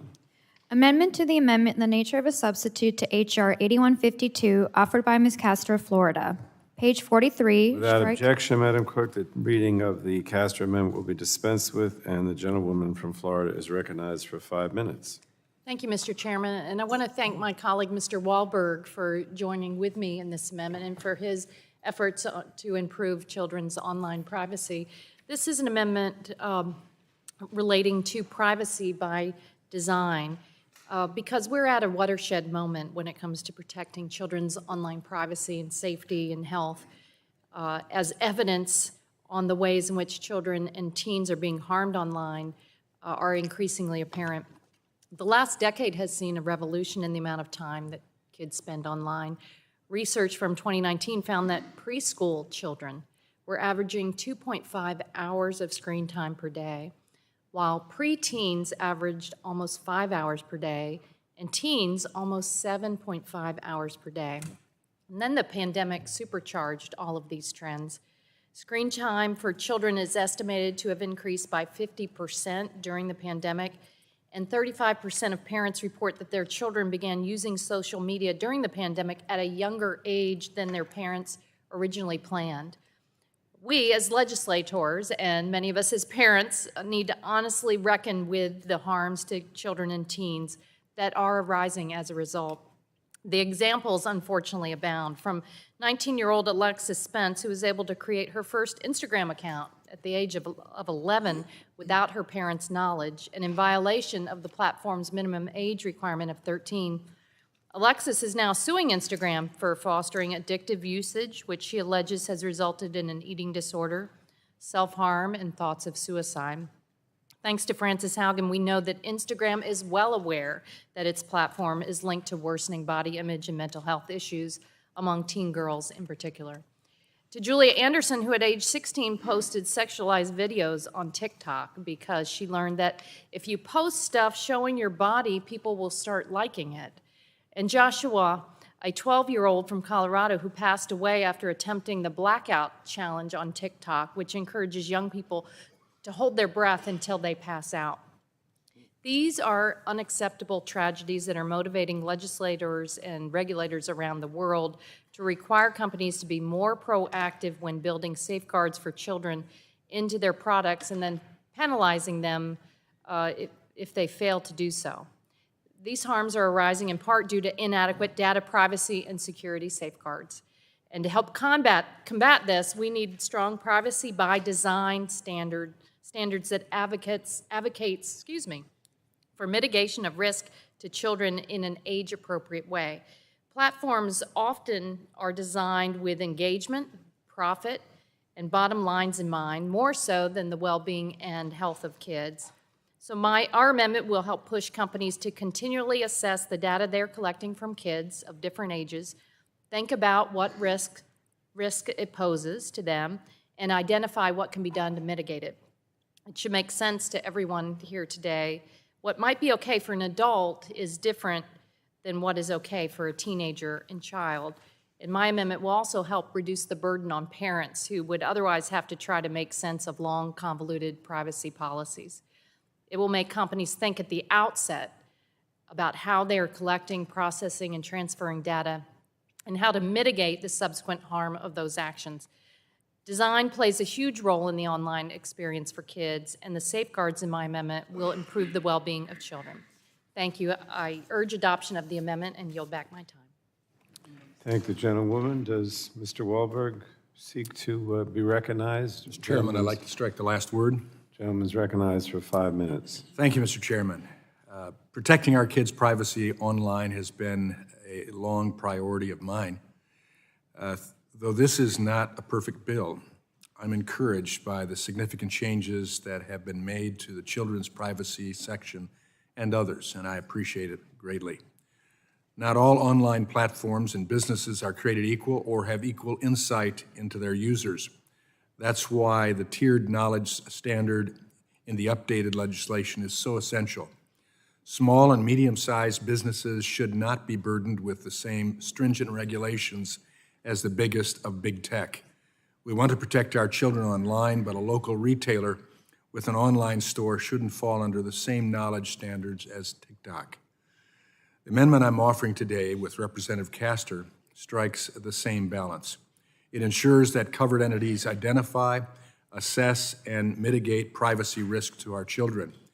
In some cases, it also asks companies to consider the developmental differences and needs of different age groups, because, as we all know, the online behavior of a 16-year-old is very different than someone who's 13. But the key section of this amendment is its carve-out for small businesses. I'll talk about the need to protect our small businesses more later, but this amendment gets to the heart of the issue. It ensures big tech identifies and mitigates the privacy risks our children face when their data is used to design addictive algorithms. I appreciate the opportunity to work with Representative Castor on this amendment.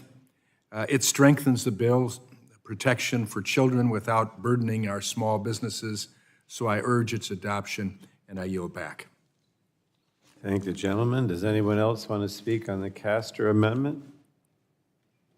All right, hearing none, we'll go to a voice vote. Proceed to a voice vote on the Castor amendment. All those in favor of the amendment will signify by saying aye. Aye.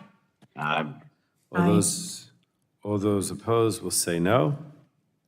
Opinion of the chair, the ayes have it, and the amendment from the gentlewoman from Florida is agreed to. There are further bipartisan amendments to the AINs. Mr. McNerney, is your amendment labeled? Yes, Mr. Chairman, I have an amendment at the desk. It's labeled H8152_FC_AMDT_03.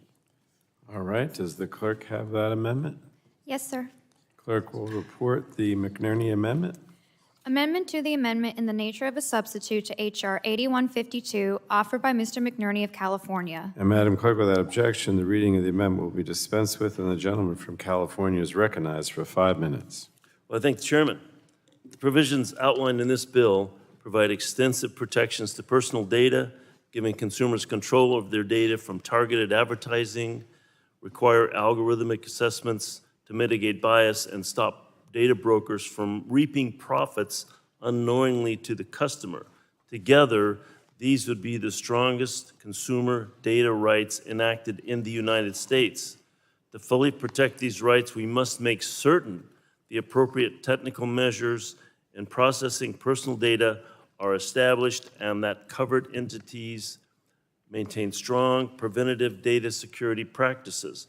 But protecting data is complex. Implementing a security architecture, assessing vulnerabilities, responding to threats, and creating specific requirements for data disposal requires vigorous expertise. This amendment, offered by my colleague, Mr. Curtis, and I, would authorize the Federal Trade Commission to issue regulations on such requirements and require the Commission to consult with the National Institute of Standards, the NIST, in the process. As the lead national laboratory assisting the private sector on technology, NIST employs thousands of scientists, engineers, and technicians, and has the encryption expertise to advise with technology-neutral data security guidance. NIST is well equipped to help the FTC promulgate regulations and will be a critical component to ensure consumer data remains confident and protected.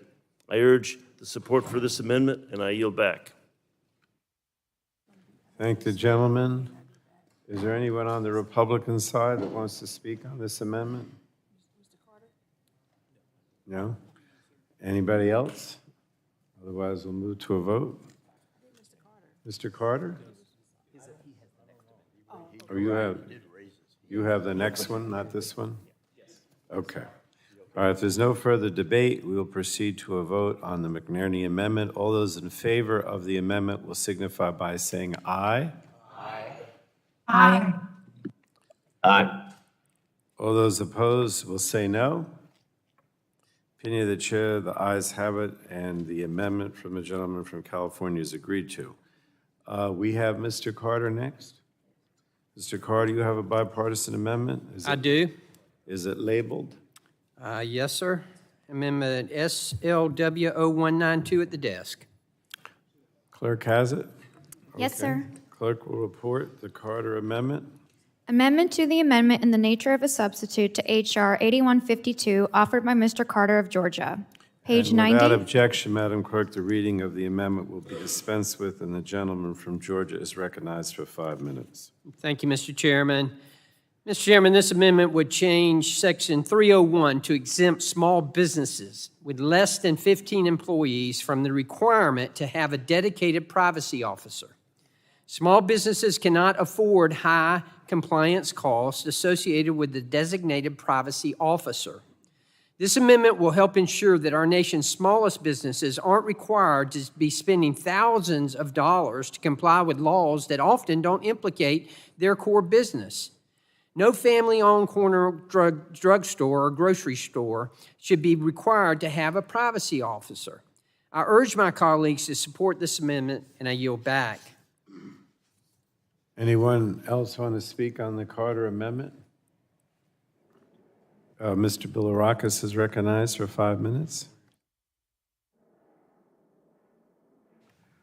Thank you, Mr. Chairman, I appreciate it. I move to strike the last word. Gentlemen.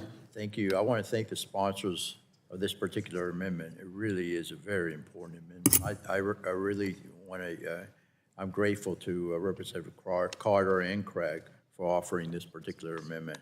As I said earlier, our bipartisan bill goes a long way in ensuring we are protecting our small businesses from overly burdensome regulations and enforcement regimes. This amendment will continue that progress by exempting the smallest of businesses, companies with under 15 employees, from the requirement on companies to maintain a dedicated privacy officer. For many of the smallest mom-and-pop shops that Mr. Carter described, they did not have the significant online presence, nor have the time, resource, or capability of implementing a complex privacy and data security policy at their company. They're often just trying to make ends meet, particularly during these tough economic times. So I'm glad to see we're recognizing that it is in this bill and with this amendment, and I really urge passage, unanimous passage of this particular amendment. Thank you, and I yield back, Mr. Chairman. Thank you. Does anyone else want to speak on the Carter Amendment? All right, hearing none. Yes. Mr. Duncan is recognized for 5 minutes. Thank you, Mr. Chairman. I move to strike the last word. Gentleman is recognized. I'd like to yield the time to Mr. Carter from Georgia. I thank the gentleman for yielding. You know, Mr. Chairman, I want to reiterate just how important this amendment is. When we talk about small businesses and having owned a small business for over 32 years, I can attest to the fact that, especially during these times when inflation is what it is and supply chain issues, it's tough on small businesses. I mean, I get it. It's been tough on everyone, yes, but particularly on small businesses. Now, not only did I own my own business, a small business, I had, I think, 19 employees, but, you know, and it was important to us and big to us, but nevertheless, it was tough. I mean, when you're competing in pharmacy or in groceries, I mean, the margin is just slim, and it's just everything. You're looking to be as competitive as you can and to be as tight as you can. That's why this would be an unnecessary burden on small businesses, and that's why it's so important. Not only that, but I also served on a number of bank boards during the time when community banks were really struggling, and small community banks. Again, an example, we were just inundated with rules. The only hires that we made for many years were with compliance, and you know, and not able to grow our business. So again, I just want to reiterate how important this is for small businesses. As we all know, small businesses are the backbone of our economy. 90% of all people work for small businesses. Granted, large businesses are important too, but small businesses are the backbone of our economy, and we need to make sure that we're doing everything we can to assist them and making sure that they have the ability to be profitable, the ability to exceed. We need these mom and pop businesses. It is extremely important, and this amendment, I think, will help tremendously toward not putting the burden on them that would be there if they were forced to have a compliance officer. So I thank the gentleman for yielding, and I'll yield back. Mr. Chairman, I yield back. All right, Mr. Doyle says we have to vote now. Actually, the bells did ring, but we're going to try to do one more amendment, even though the bells rang. So if this... Oh, Dr. Dunn, you want to speak on the Carter Amendment? Go ahead. You're Yes, sir, Mr. recognized for 5 minutes. Move to strike the last word. Gentleman's recognized. I yield my time to Mr. Curtis of Utah. Thank you. I would actually, Mr. Chairman, with your indulgence, like to go to the previous amendment and speak in favor of the McNerney Amendment. It's a bipartisan amendment, simply ensures that the best practices are followed in consultation with NIST and in regulations to protect consumer data from breaches. I thank Mr. McNerney for his work on this amendment, and I urge my colleagues to vote for it. Thank you. Mr. Dunn, I yield back. Yield back the remainder of our time. All right, thanks. So now we're going to have a vote on the Carter Amendment. Voice vote? Okay. Proceed to a vote on the Carter Amendment. All those in favor of the amendment will signify by saying aye. Aye. Aye. All those opposed will say no. In the opinion of the chair, the ayes have it, and the amendment is, this is the Carter Amendment, is agreed to. I think we have one more bipartisan amendment from Mr. Hudson. He's not here?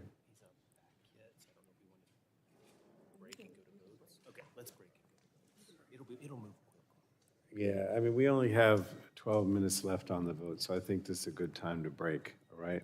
The committee will come right back, and the lunch hasn't arrived yet, but it is coming, just so you know.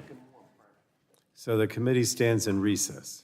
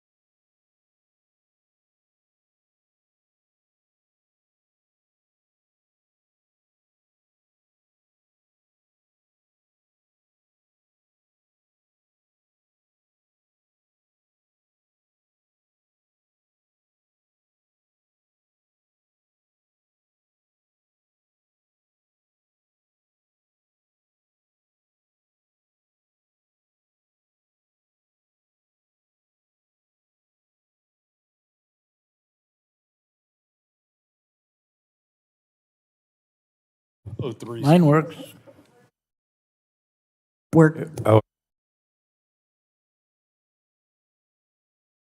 The clerk will report the Hudson Amendment. Amendment to the amendment in the nature of a substitute to H.R. 8152, offered by Mr. Hudson of North Carolina. Page Madam 98. Clerk, without objection, the reading of the Hudson Amendment will be dispensed with, and the gentleman from North Carolina is recognized for 5 minutes. Thank you, Mr. Chairman. My bipartisan amendment will ensure a fair and balanced regime for consumer-facing entities that collect our data, and the entities that provide service on behalf of those entities. This is how Main Street connects to the world. We've received a lot of feedback from industry on this section, and I want to make sure we get it right. The online economy relies on business partnerships. For example, a small convenience store in North Carolina relies on a service provider or a cloud computing resource in order to effectively provide Americans with everyday goods and services. My amendment represents a thoughtful compromise that protects consumer-facing businesses from the potential shortcomings of service providers who might not meet the obligations outlined in this bill. This includes assisting businesses in the ability to exercise a verified right from an individual to access, correct, delete, or port their data. And while our amendment requires service providers to fulfill their responsibilities to covered entities, it does not ask them to do the impossible. If a service provider is unable to fulfill their responsibilities to a covered entity, they must provide written verification to the covered entity for a permitted reason. We also solidify the requirements for contractual agreements that covered entities and service providers must follow to ensure that one party is not able to escape responsibility for failure to meet their obligations. And finally, our amendment requires the Federal Trade Commission to issue guidance for how covered entities and service providers comply with the requirements set forth by our amendment, and also takes into consideration the burdens on the different sizes of business, especially those small businesses. We need to get this right and ensure that any covered entity or service provider fully understands their obligations set forth in this legislation. With that, I urge my colleagues to support our bipartisan amendment. And Mr. Chairman, I yield back. Thank the gentleman. Mr. O'Halloran is recognized for 5 minutes. Thank you, Mr. Chairman. I move to strike the last word. Gentleman is recognized. Thank you, Mr. Chairman. Our amendment is a bipartisan offered with my colleague, Mr. Hudson, who's done a wonderful job on this process, and seeks to make some clarifications regarding what covered entities and service providers are liable for under the Act. This amendment ensures service providers are also responsible for protecting consumers' data, privacy rights. It also closes the privacy hole, which would have left consumers' privacy unprotected in previous drafts of the bill. Under this amendment, small businesses would be protected from one-sided contracts that larger corporations force upon them. Instead, this amendment protects against big companies shifting the responsibility for protecting consumer privacy to small businesses. This bipartisan agreement represents an enormous effort and amount of time by the committee. I want to thank them, as well as Congressman Hudson, for working with me on this amendment that he has worked so hard about. This amendment carefully balances ensuring the protection of consumer privacy rights at all levels, limiting the burdens on small businesses and recognizing what's practical for businesses. I also want to commend the important work of our committee on the underlying bill. This legislation is an important step to ensure every American has their data protected and American businesses can sensibly and seamlessly conduct commerce throughout our country. Right now, most Americans, including Arizonans, have no comprehension data privacy protections and comprehensive privacy protections. Most Americans don't know who is collecting their data, where it's going, or how it's being used.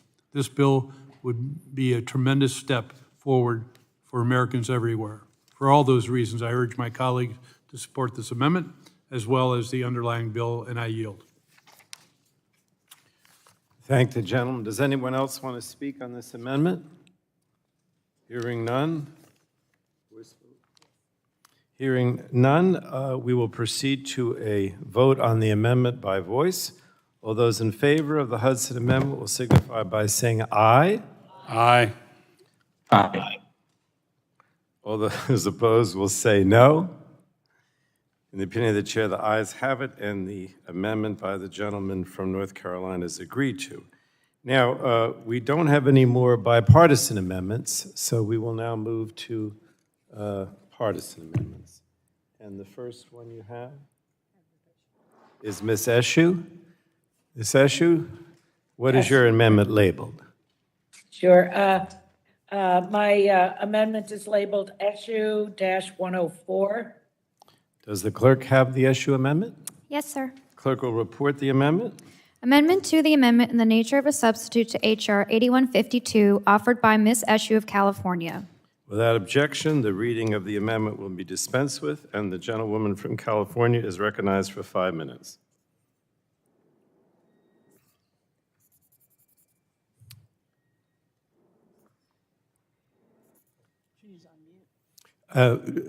Anna, I think you're muted.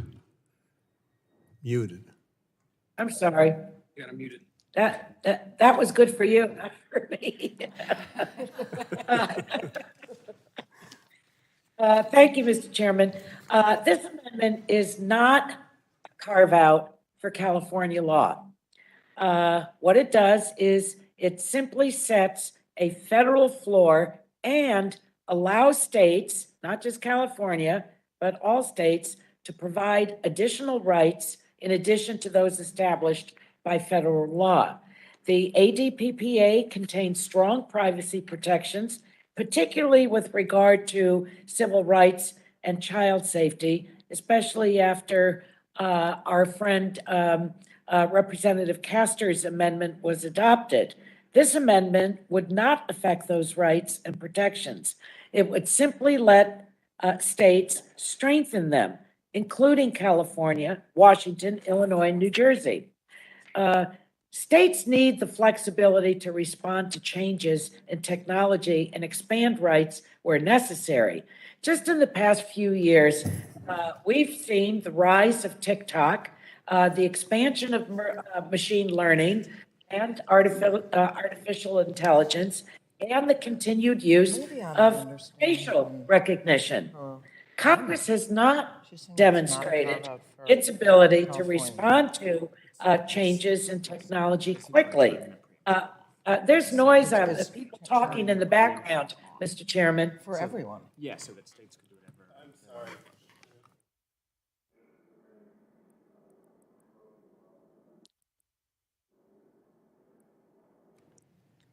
Where do you want me to you pick can- up, Mr. you can Chairman? proceed. There were people talking in the background. I couldn't even hear myself think. I mean, I think she had her mic. I think Shakowski accidentally put her mic on. I mean, nobody's speaking now, Anna. I think you can proceed. Okay. I just don't know where I left off, where members really could hear. Let me get back in the loop with this. Just in the last few years, we've all seen the rise of TikTok, the expansion of machine learning and artificial intelligence, and the continued use of facial recognition. Congress has not shown an ability to respond to these changes in technology quickly, but states have, and California is especially one of them. But this isn't just about California. My amendment ensures that every state can continue to legislate in the best interests of their residents, your constituents, as well as mine, as technology evolves and privacy needs change. So that's why I'm offering the amendment, Mr. Chairman. And I've heard members over the years, over and over again, talking about the laboratories of experimentation, the states. This in no way impairs the federal legislation that's being taken up. What it does recognize is that states are far more limber and what they have in place.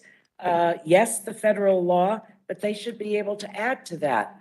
I think this fencing off idea is not a good one. And so with that, I yield back the balance of my time, and I thank the chairman for recognizing me. Mr. Thank you. Chairman? Yes, I was going to speak initially in opposition. Who? Oh, I'm sorry. I just wanted to engage in the colloquy, but I'll wait, Mr. Chairman. Yeah, but we have to go to the Republicans first. So is there any Republican member that wants to speak? Yes, Mr. Long? I move to strike the last word on Ms. Eshu's amendment to H.R. 8152. Mr. Chairman, I recognize that my colleague, the California delegation, and California state officials have been pushing hard for a carve-out, which is what it is, from the preemption section of the California Consumer Protection Act. I rise in opposition to Ms. Eshu's amendment. Why are we even here? Why are we doing this if we're going to preserve California? As far as I know, California is still part of the United States. A lot of people are moving away from there, but they're still part of the United States. And what other states are going to want the same treatment that we give California? Again, why are we here if we're going to carve out California?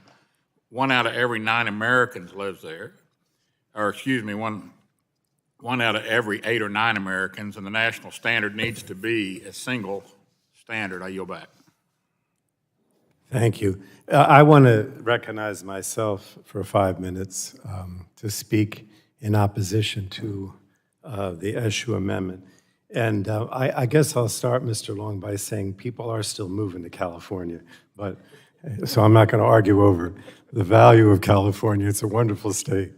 But the problem that I see is this. Ms. Eshu said that this does not impair the legislation, but in fact it does.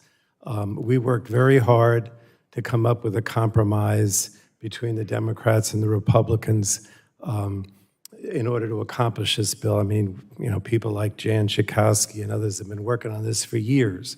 And we're very fortunate, in my opinion, that we were able to come to an agreement with the Republicans, not only here in the House, but you know, the Republicans in the Senate and most of the Democrats in the Senate as well. So I want everyone to understand that if we do undermine this bill today, which I believe this amendment will do, it really makes it much more difficult for us to move this bill and ultimately get it signed into law in this session of Congress, which may be the last opportunity we have for a while. Now, it's no secret that preemption of state laws has long been a key sticking point when you're trying to deal with compromise. And we have worked long and hard on trying to deal with preemption and trying to deal with the laws that exist in some of the states. And there are areas where, not too many in my opinion, but there are areas where the California law is stronger, and we have made an exception. But basically, what this amendment would do would reject all of the efforts to come to a compromise by replacing carefully crafted preemption provisions, mindful of some of the states, with a provision that will not set a true federal standard. Because what Ms. Eshu is proposing is that states could basically go beyond with their own laws. Now, let me say one thing. No state, in my opinion, has a law that's as strong as this federal bill, not even California. And the efforts by other states and their legislatures to actually enact strong data privacy laws have all failed. Even in California, this wasn't done by the legislature. This was done by initiative and referendum, which doesn't exist in most states, or at least in a lot of the states. And so, as much as I appreciate the fact that some states and some attorney generals may feel, oh, you know, we're going to do better, the reality is that's probably not going to happen, because it hasn't happened. It just hasn't happened at all, for all practical purposes. And the other problem, too, is that if states decide that they're going to enact stronger laws and somehow get around to it, which I don't think they will, who's going to determine whether it's stronger? Every state's going to say it's stronger, and then we'll end up in courts and litigation forever. So I'm not saying that what Ms. Eshu wants to do is not a good idea, but it's going to definitely kill this bill. And I also think it's not very practical in terms of what actually happens. We want to establish a strong national standard. That's what this bill does. And that's why so many of the consumer groups, I mean, it's no secret that there's robust protection for anti-discrimination protection, bans on targeted ads for kids, global opt-outs for sensitive data, targeted data broken. I mean, there's so many things here that are really comprehensive consumer data privacy legislation. And that's a deal that benefits all Americans. So, it has the support of the civil rights community, the privacy advocates, consumer groups, and of course, bipartisan lawmakers. And this amendment is not part of that deal, and it's basically going to undermine our ability to move what's really important legislation. So I urge my colleagues to let's continue the hard work on passing this historic legislation, and I would ask you to reject this amendment for all the reasons that I stated. And I yield back. Other members will go to the Republican side. Anyone on the Democratic side? Ms. Schakowsky is recognized for 5 minutes. Thank you. I just want to say to my friend and colleague, Congresswoman Eshoo, I know that you've been involved for a long time also and concerned about the issues of having a privacy bill. You and I have worked together on the issue of some of the surveillance. We've had legislation, I want to echo a lot of what Frank has said. We have worked for a long time to get the most powerful bill that we can to protect consumers, to protect children, to protect human rights, civil rights, and anti-discrimination. And we've gone through so many of these for a long time. Many of us understand fully that, it would be great, for some anyway, to have states do what they want. But as the chairman said, there is no other state. Well, let's talk about California for a minute.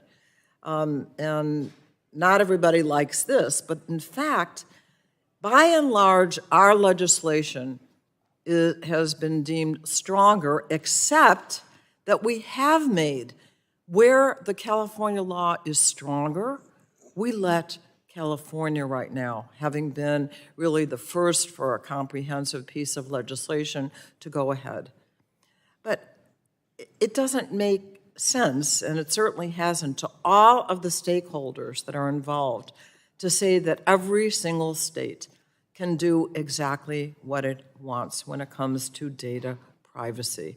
To have a floor, but then you could have all these different regulations that could happen in the 50 states. So we want to get a bill passed because the American people are begging for it. They are starving for it.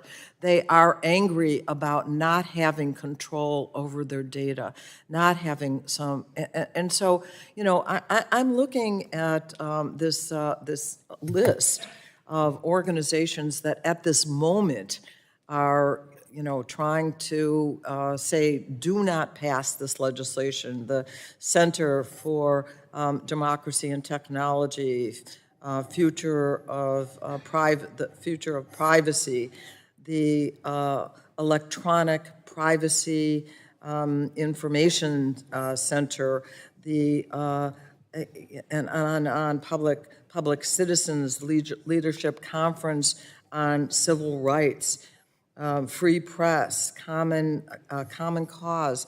And in terms of the Lawyers Committee on Civil Rights, what they have sent out as this hearing has been going on is that this amendment is a poison pill, that the only way a bill will get passed is if there is a compromise on the issue of preemption.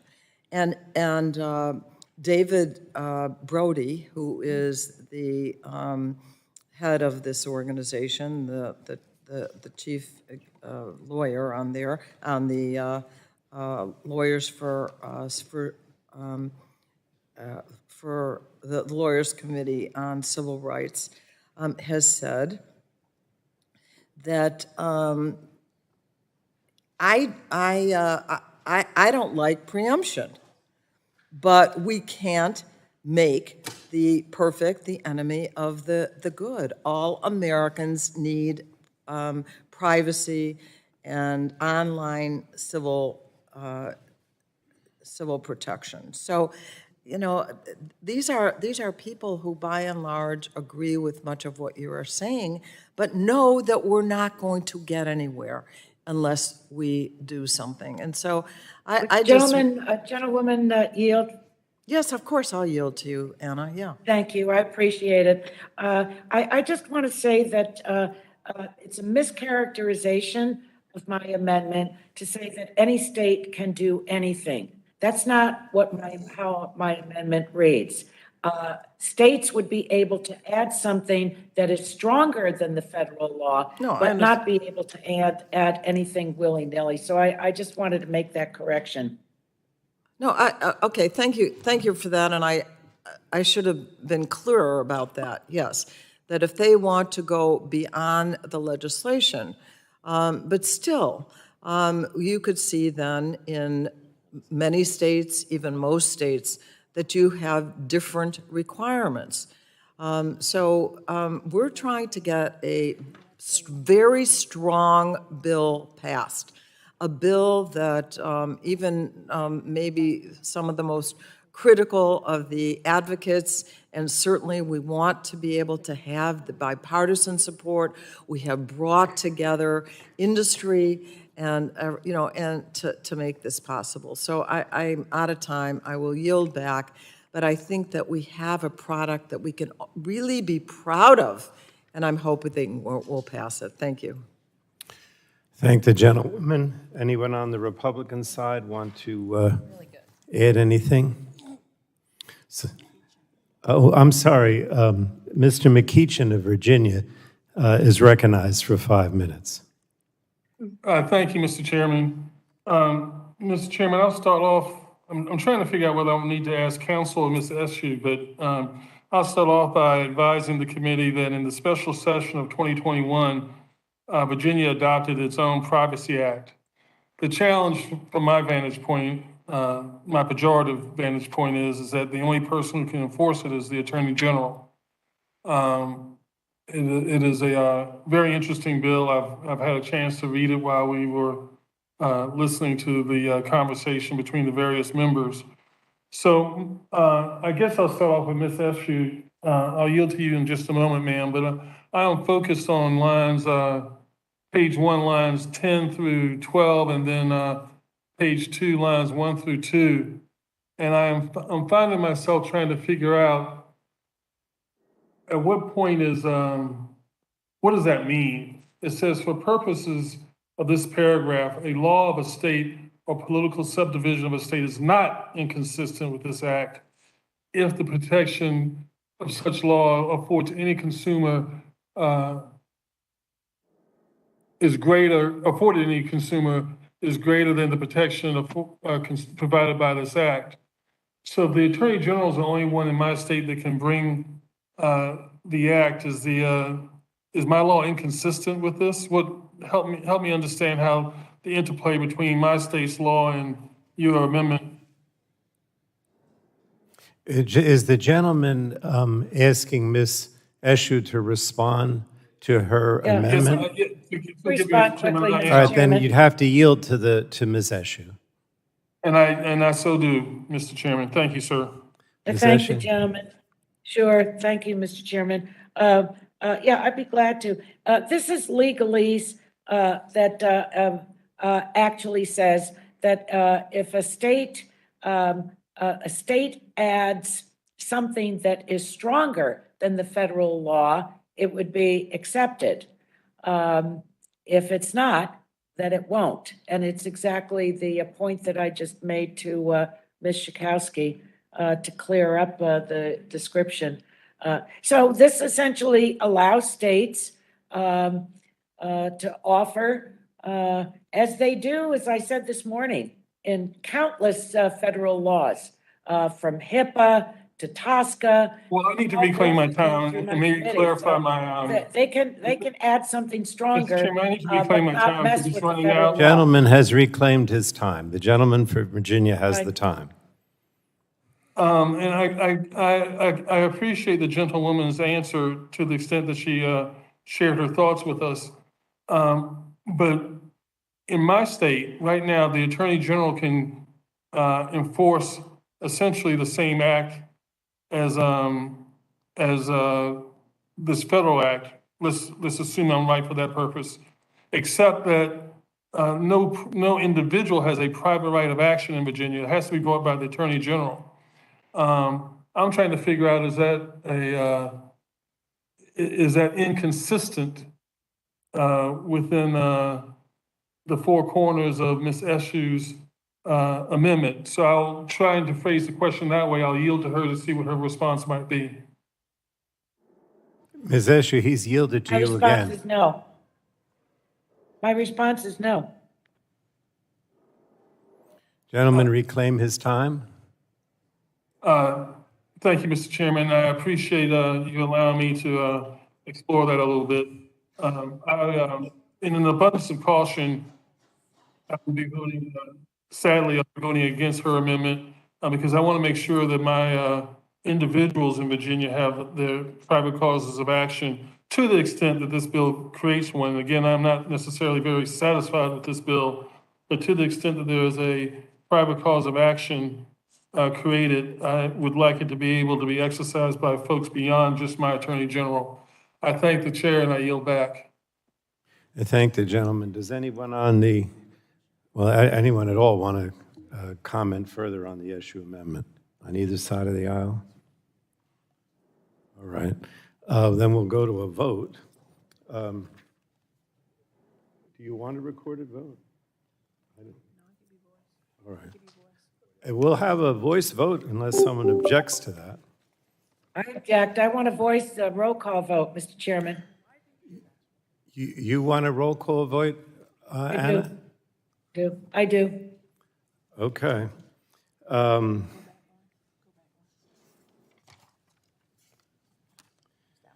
A recorded vote is ordered. Those in favor? John.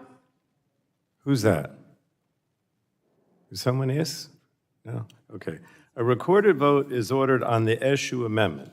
Those in favor of the amendment will say aye. Those opposed to the amendment will say no. And the clerk shall call the roll on the issue amendment.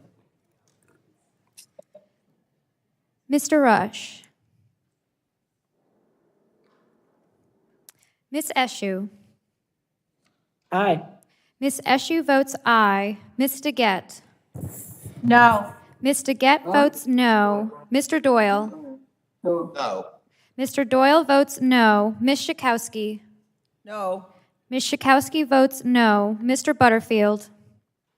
Butterfield votes no. Mr. Butterfield votes no. Ms. Matsui. Matsui votes aye. Ms. Matsui votes aye. Ms. Castor. Ms. Castor votes no. Mr. Sarbanes. Mr. McNerney. Mr. McNerney votes aye. Mr. Welch. Aye. Mr. Welch votes aye. Mr. Tonko. Ms. Clark. Ms. Clark of New York votes no. Ms. Clark votes no. Mr. Schrader. Mr. Schrader votes no. Mr. Cardenas. Cardenas, representing California, votes aye. Mr. Cardenas votes aye. Mr. Ruiz. Mr. Peters. Mrs. Dingle. Mrs. Dingle votes no. Mr. Vesey. Ms. Custer. Custer votes no. Ms. Custer votes no. Ms. Kelly. Kelly votes no. Ms. Kelly votes no. Ms. Barragan. Barragan votes aye. Ms. Barragan votes aye. Mr. McEachin. McEachin votes no. Mr. McEachin votes no. Ms. Blunt Rochester. Blunt Rochester votes no. Ms. Blunt Rochester votes no. Mr. Soto. Soto votes no. Mr. Soto votes no. Mr. O'Halloran. Ms. Rice. Rice of New York votes no. Ms. Rice votes no. Ms. Craig. Ms. Schreier. Ms. Trahan. Ms. Trahan votes no. Ms. Fletcher. Mrs. Rodgers. Mrs. Rodgers votes no. Mr. Upton. Mr. Upton votes no. Mr. Burgess. Burgess votes no. Mr. Burgess votes no. Mr. Scalise. Mr. Latta. Mr. Latta votes no. Mr. Guthrie. Mr. McKinley. McKinley votes no. Mr. McKinley votes no. Mr. Kinzinger. Mr. Griffith. Mr. Griffith votes no. Mr. Bilirakis. Mr. Bilirakis votes no. Mr. Johnson. Mr. Johnson votes no. Mr. Long. Mr. Long votes no. Mr. Bouchon. No.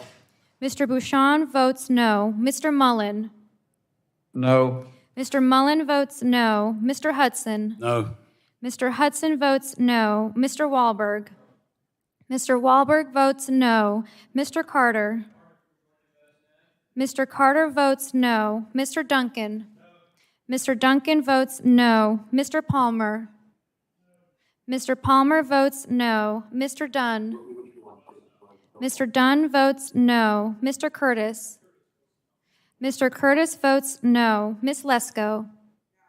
Ms. Lesko votes no. Mr. Pence. Mr. Pence votes no. Mr. Crenshaw. Mr. Crenshaw votes no. Mr. Joyce. Mr. Joyce votes no. Mr. Armstrong. Mr. Armstrong votes no. Chairman Pallone. Pallone of New Jersey votes no. Chairman Pallone votes no. Votes recorded. Who's that? Sarbanes. Mr. Sarbanes? Oh, no, Mr. Peters. Sarbanes. Mr. Sarbanes. Mr. Sarbanes is not recorded. Sarbanes votes no. Mr. Sarbanes votes no. Mr. Chairman, Mr. Rush? how am I recorded? Mr. Rush is not recorded. Rush votes no. Mr. Rush votes no. Anyone else who's not? Was Peters recorded, please? Mr. Peters is Peters? not recorded. O'Halloran would like to know how he voted. Peters votes yes. Mr. Peters votes aye. Mr. Schreier recorded? Ms. Fletcher, how am I recorded? Ms. Fletcher? Ms. Fletcher is not recorded. Fletcher votes no. Ms. Fletcher O'Halloran, votes no. recorded. Mr. O'Halloran? Mr. O'Halloran is not recorded. O'Halloran votes no. Mr. O'Halloran votes no. Ms. Schreier? Ms. Schreier? Ms. Schreier is not recorded. Schreier votes no. Ms. Schreier votes no. Mr. Veazey, were you recorded? Mr. Vesey is not recorded. Mr. Vesey votes no. This is Ms. Craig. How am I recorded? Ms. Craig is not recorded. Ms. Craig votes no. Ms. Craig votes no. Mr. Guthrie? Mr. Guthrie votes no. Mr. Tonko? Mr. Tonko votes no. Is anyone else not recorded who wants to be recorded? Mr. Mr. Ruiz is not recorded. Mr. Ruiz votes aye. Dr. Burgess, are you recorded? Okay. Dr. Burgess? All right, is that it? Anyone else? I think that's everybody. Okay, the clerk will report the tally.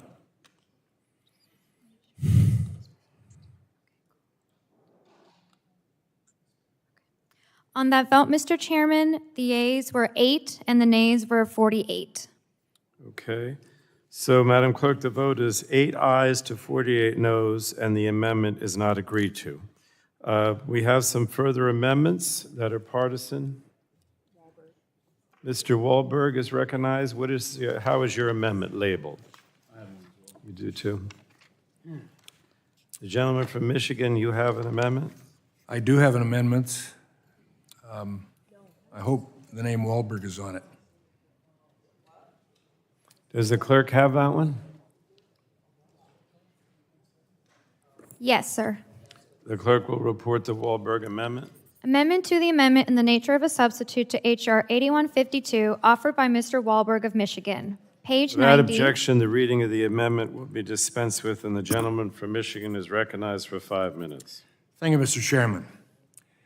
My amendment to the AINS would increase the number of exemptions for truly small businesses. Let's be clear, the majority of small businesses are not the target of this legislation. One can understand why a small business of only a few employees may find it difficult when they get a notice in the mail telling them that they have to come up with new data policy plans and protocols and post these policies for the public to see. A motorcycle repair shop with 6 employees in Monroe County, Michigan, doesn't have the resources to meet these requirements. When it comes to data privacy, most small businesses will have no problem complying with the regulations in this bill. They don't sell data to third parties. They don't track minors online or engage in targeted advertising. However, requiring them to proactively come up with data security plans and make those plans public is an unfunded mandate that will cost these businesses time and money. Let's remember that many of these businesses have never engaged in privacy. They have no idea what the CPPA is, and this new regulatory regime will be their introduction to this issue. Their notice from the FTC about a new regulatory requirement will be the first time they have ever heard of this issue. They're not going to love the idea of having to comply with a regulation that they think should be targeted at businesses much larger than them who actually make money off this data. To be clear, this amendment would not exempt small businesses from the whole bill. It would simply exempt them from a few sections of the bill that will add yet another layer of paperwork and burden to already overburdened small business owners with no real impact for the good. I know the committee is still discussing these issues, so I'll respectfully withdraw my amendment, but I hope we can come to an agreement in the future. Our truly small businesses are the lifeblood of main streets all across this country. With inflation, workforce shortages, and supply chain issues, we don't need to give them even more problems or mandates to deal with. And Mr. Chairman, I yield back. I thank the gentleman. We have another amendment, partisan. Mr. Long, the gentleman from Missouri, is your amendment labeled? Oh, it's Mr. Hudson? Okay. Mr. Hudson? Mr. Chairman, my amendment's Hudson FCC preemption amendment. Does the clerk have that? Yes, sir. All right. The clerk will report the Hudson amendment. Amendment to the amendment in the nature of a substitute to H.R. 8152, offered by Mr. Hudson of North Carolina.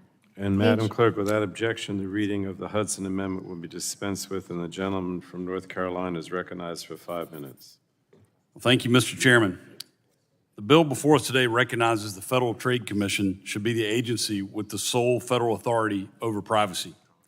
We're seeing states wade into this privacy debate, passing their own laws, which creates confusion for consumers, which is why it's so important for the sake of consumers and businesses having a national standard and one primary enforcement agency. It provides every citizen with a consistent set of rules, regardless of where you live or work. My amendment today would strengthen the shared bipartisan goal of having the FTC be that one federal privacy agency. I'm concerned the bill may create a situation where the FTC and the FCC could have dual regulation over some entities. This seems fundamentally counter to the goals of this comprehensive federal privacy bill. While I will offer and withdraw this amendment, I ask the chair and the ranking member to continue to work with me to resolve these concerns as we move this legislation to the floor to ensure this bill ultimately lives up to the promise of creating a single federal regulator for privacy. And at this point, Mr. Chairman, I'd like to yield to my colleague, Billy Long. Gentleman from Missouri is recognized. Thank you for yielding, and I'd like to echo my colleague, Mr. Hudson's concerns. Without complete federal communication FCC preemption, we are setting up a framework that'll treat similar services differently depending on what company's offering them. The Federal Trade Commission, the FTC, has more than 100 years' experience protecting consumers' privacy. No other federal agency has spent as much time and developed as much privacy expertise as the FTC. The FCC has legacy privacy requirements that were incorporated decades ago into the Communications Act, but the FCC's experience in enforcing these requirements is very limited, and only certain companies, based upon their regulatory history, are subject to such requirements. I yield back. I yield back, Mr. Chairman. Will the gentleman yield? I'd be happy to yield, Mr. Chairman, to Mr. Curtis. Thank you. I also wish to speak in favor of the amendment offered by Mr. Hudson. The Hudson Amendment would fully place privacy regulations under the FTC, ensuring that some companies are not subject to regulations by both the FCC and the FTC, while others are regulated only by the FTC. This would create an unequal government-imposed standard. No other federal agency has spent as much time and developed as much privacy expertise as the FTC. It makes sense to place privacy regulations solely under the FTC to create a level playing field across industries. I yield back. And unless anyone else would like some time, Mr. Chairman, I'll yield back. Does the gentleman want to proceed with the amendment? No, I'd like to withdraw the amendment. All right, thank you so much. We appreciate it.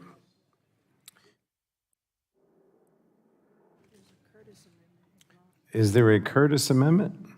The gentleman have a label for it? Does the clerk have that at the desk? Yes, sir. The clerk will report the amendment. Amendment to the amendment in the nature of a substitute to H.R. 8152, offered by Mr. Curtis of Utah. Page Without 4. objection, the reading of the amendment will be dispensed with, and the gentleman is recognized for 5 minutes. Thank you, Mr. Chairman and Ranking Member Rodgers. I'd like to add my voice to the many voices today of appreciation to the chair and the ranking member and many people that have worked so hard on this bill. That said, I am concerned about second-order effects and unintended consequences of parts of this bill. And while I understand the concerns of gathering first-party data, I'm also concerned about the unintended impact of these restrictions that could impose on social media companies partnering with small businesses, many of which advertise primarily online and on social media. I appreciate that there's a small business exemption on how businesses can use certain data, but as currently written, small businesses could be prohibited from using relatively obvious information, such as a person's interest and hobbies, as expressed through engagement on social media and advertising to them based on those interests on the same platform.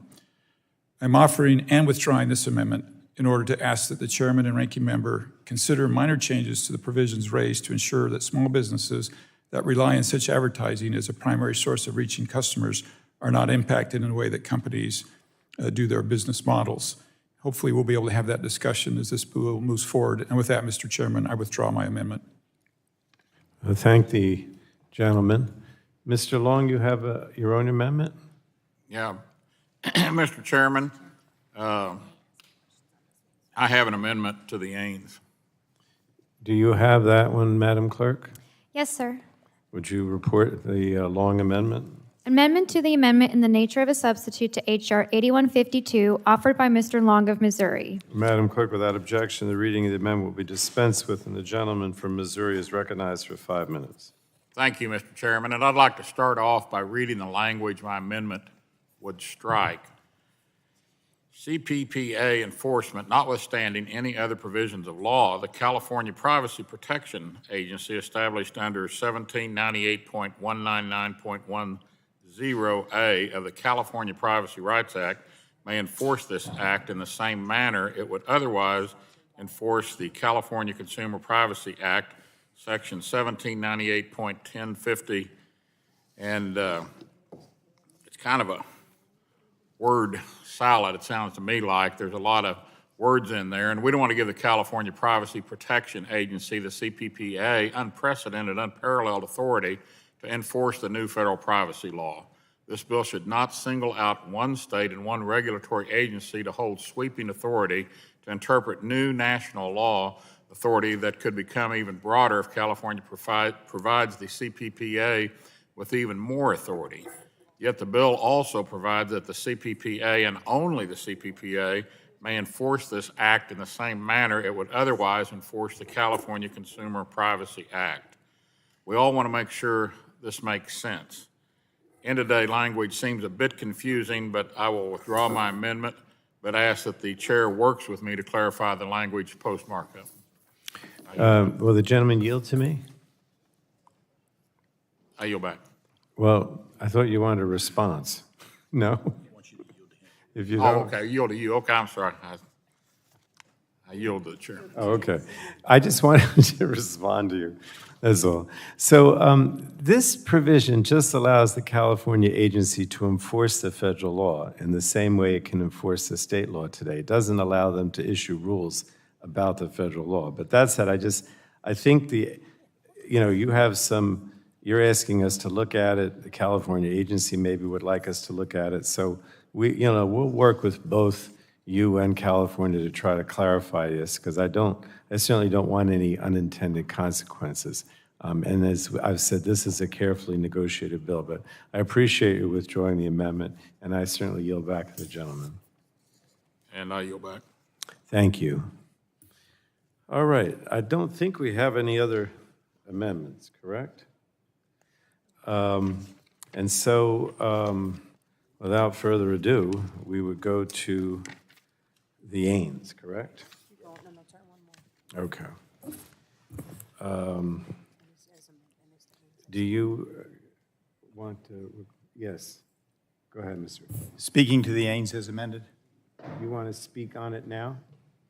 if that's permissible, sir. Yeah, sure, go ahead. I've heard a lot of good amendments today, things that we've passed, things that we've talked about and withdrawn. I think the subcommittee and the committee have done good work. This is what legislation is about. I'm going to vote to move this forward, but I'm still looking at all the moving pieces and trying to figure out exactly what we're doing. So I'm going to move it forward today and look forward to the final product as we get to the floor. And I yield back. All right, thank you. All right, so if there's no further discussion, we'll proceed to a vote on the amendment in the nature of a substitute. Do you want to record a vote, or we can do this by voice? Ames by voice, okay. All right. All those in favor of the amendment in the nature of a substitute to H.R. 8152 as amended will signify by saying aye. Aye. Aye. All those opposed will say no. Okay, in the opinion of the chair, the ayes have it, and the amendment in the nature of a substitute is, as amended, is adopted. Let's see, now we're going to go to final passage.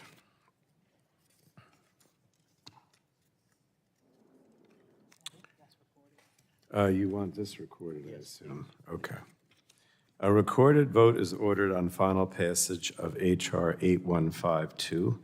Those in favor of reporting H.R. 8152 as amended to the full House will say aye. Those opposed will say no, and the clerk shall call the roll. Mr. Rush. Cancel that. Ms. Eshu. Did you hear what Mr. Rush said? Eshu votes no. Ms. Eshu votes no. Ms. DeGette. Aye. Ms. DeGette votes aye. Mr. Doyle. Ms. Schakowsky. Aye. Ms. Schakowsky votes aye. Mr. Butterfield. Votes aye. Mr. Butterfield votes aye. Ms. Matsui. Votes aye. Ms. Matsui votes aye. Ms. Castor. Aye. Ms. Castor votes aye. Mr. Sarbanes. Sarbanes votes aye. Mr. Sarbanes votes aye. Mr. McNerney. Ernie votes aye. Mr. McNerney votes aye. Mr. Welch. Mr. Tonko. Markup of New York votes aye. Mr. Tonko votes aye. Ms. Clark. Clark of New York votes aye. Ms. Clark votes aye. Mr. Schrader. Schrader votes aye. Mr. Schrader votes aye. Mr. Cardenas. Cardenas from California votes aye. Mr. Cardenas votes aye. Mr. Ruiz. Votes aye. Mr. Ruiz votes aye. Mr. Peters. Peters votes aye. Mr. Peters votes aye. Mrs. Dingle. Mrs. Dingle votes aye. Mr. Vesey. Mr. Vesey votes aye. Ms. Custer. Custer votes aye. Ms. Custer votes aye. Ms. Kelly. Kelly votes aye. Ms. Kelly votes aye. Ms. Barragan. Barragan votes no. Ms. Barragan votes no. Mr. McEachin. McEachin votes aye. Mr. McEachin votes aye. Ms. Blunt Rochester. Blunt Rochester votes aye. Ms. Blunt Rochester votes aye. Mr. Soto. Soto votes aye. Mr. Soto votes aye. Mr. O'Halloran. O'Halloran votes aye. Mr. O'Halloran votes aye. Ms. Rice. Rice of New York votes aye. Ms. Rice votes aye. Ms. Craig. Ms. Schreier. Votes aye. Ms. Schreier votes aye. Ms. Strahan. Ms. Strahan votes aye. Ms. Fletcher. Fletcher votes aye. Ms. Fletcher votes aye. Mrs. Rodgers. Mrs. Rodgers votes aye. Mr. Upton. Mr. Upton votes aye. Mr. Burgess. Mr. Burgess votes aye. Mr. Scalise. Mr. Latta. Mr. Latta votes aye. Mr. Guthrie. Mr. Guthrie votes aye. Mr. McKinley. McKinley votes aye. Mr. McKinley votes aye. Mr. Kinzinger. Mr. Griffith. Mr. Griffith votes aye. Mr. Bilirakis.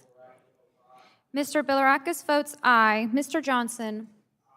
Mr. Johnson votes aye. Mr. Long. Mr. Long votes aye. Mr. Bouchon.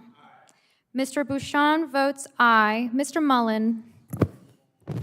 Aye. Mr. Mullen votes aye. Mr. Hudson. Aye. Mr. Hudson votes aye. Mr. Wahlberg. Mr. Wahlberg votes aye. Mr. Carter. Carter from Georgia votes aye. Mr. Carter votes aye. Mr. Duncan. Mr. Duncan votes aye. Mr. Palmer. Mr. Palmer votes aye. Mr. Dunn. Mr. Dunn votes aye. Mr. Curtis. Mr. Curtis votes aye. Ms. Lesko. Ms. Lesko votes aye. Mr. Pence. Mr. Pence votes aye. Mr. Crenshaw. Mr. Joyce. Mr. Joyce votes aye. Mr. Armstrong. Mr. Armstrong votes aye. Chairman Pallone. Pallone of New Jersey votes aye. Chairman Pallone votes aye. Mr. Welch, am I recorded? Mr. Welch? Mr. Welch is not recorded. Votes aye. Mr. Welch votes aye. Mr. Chairman? Mr. Rush? Mr. Rush is not recorded. You're not. Rush votes aye. Mr. Rush votes aye. How is Mr. Doyle recorded? Mr. Crenshaw is not recorded. Mr. Crenshaw votes aye. Mr. Doyle? Mr. Doyle is not recorded. Doyle votes yes. Mr. Doyle votes aye. Is there anyone else who is not recorded that wants to be? Appearing not the, I guess everyone is recorded that cares to be? Okay. The clerk will report the tally. On that vote, Mr. Chairman, the yeas were 53 and the nays were 2. The vote is 53 ayes to 2 noes, and H.R. 8152, as amended, is reported to the full House. We still have another bill, though. You can applaud, but we still have another bill.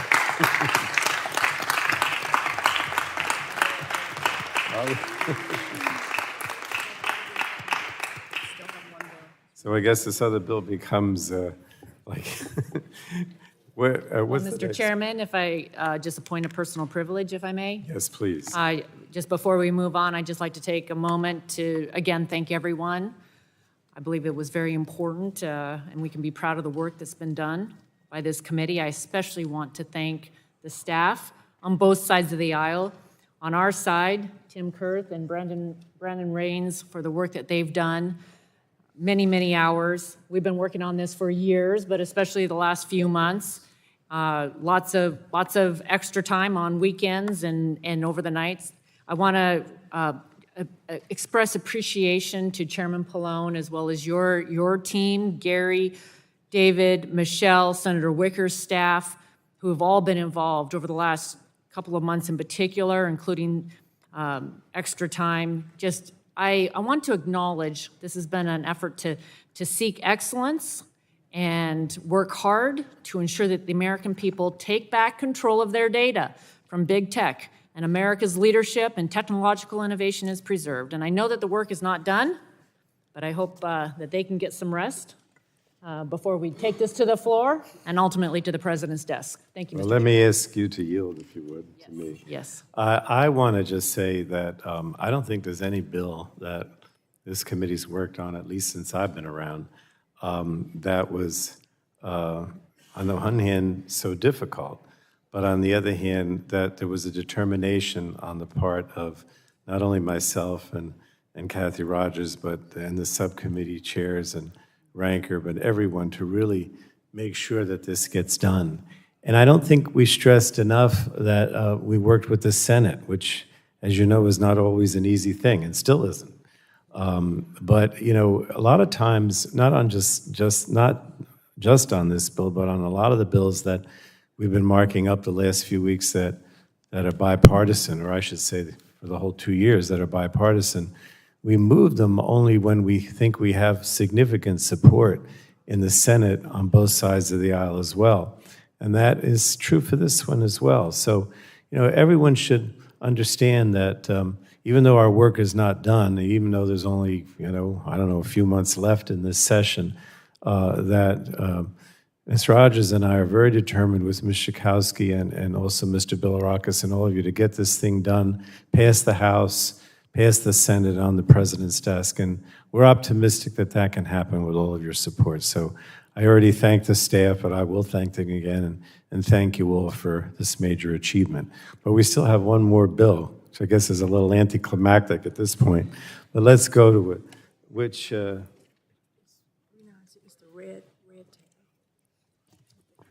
All right, so the chair calls up H.R. 3962, the Securing and Enabling Commerce Using Remote and Electronic Notarization Act of 2021, and the clerk will report the title of the bill.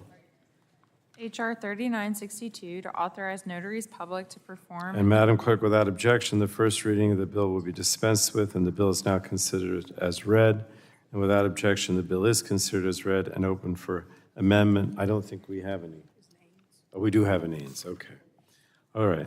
So did anyone like to speak on the underlying bill before we get to the Ains? All right, hearing none. Who's offering? No, I have the answer. Mr. Armstrong is offering the amendment in the nature of a substitute. The clerk will report the Ains. Amendment in the nature of a substitute to H.R. 3962 offered by Mr. Armstrong of North Dakota. And Madam Clerk, without objection, the reading of the Ains will be dispensed with, and Mr. Armstrong is recognized for 5 minutes. Thank you, Mr. Chairman. I have an amendment at the desk in the nature of a substitute. It is labeled H.R. 3962 Ains 1. And the amendment in the nature of a substitute makes technical and clarifying changes to H.R. 3962, the Secure Notarization Act. This bipartisan bill would authorize the nationwide use of remote online notarizations, which is simply an electronic notarization where the party and notary are in different locations. As we are all aware, society has widely adopted remote meetings, events, and even social activities. Requirements for a signer to be physically present before a notary are often impractical and sometimes impossible, such as with military deployments and travel restrictions.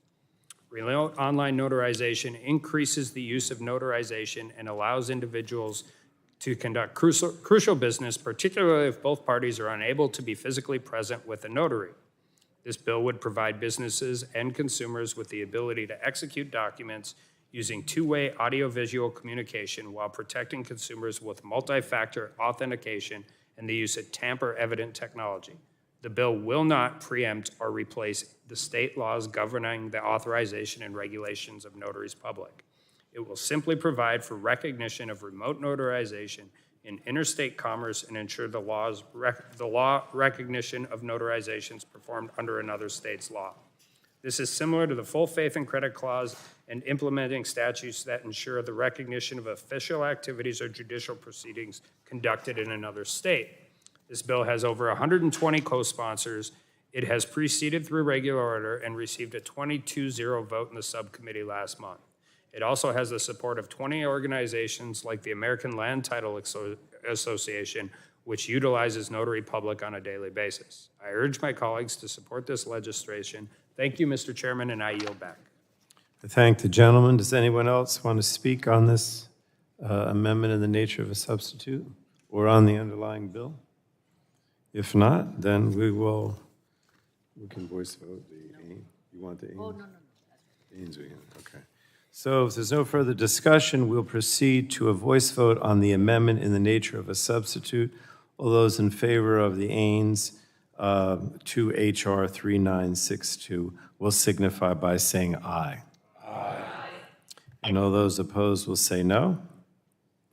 In the opinion of the chair, the ayes have it, and the amendment in the nature of a substitute is adopted.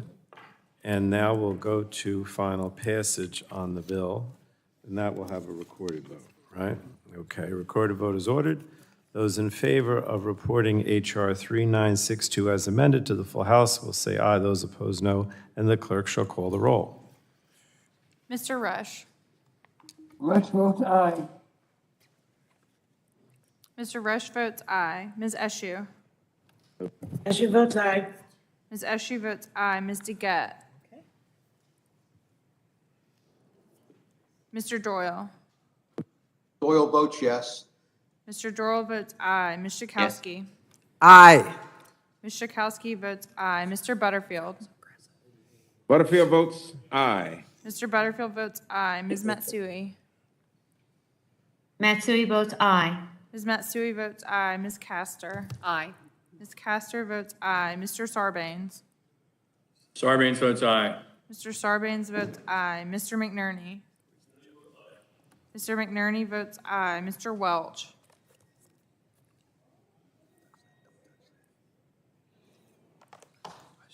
Mr. Welch.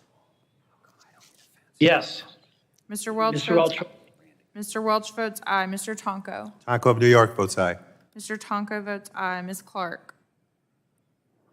Clark of New York votes aye. Ms. Clark votes aye. Mr. Schrader. Mr. Cardenas.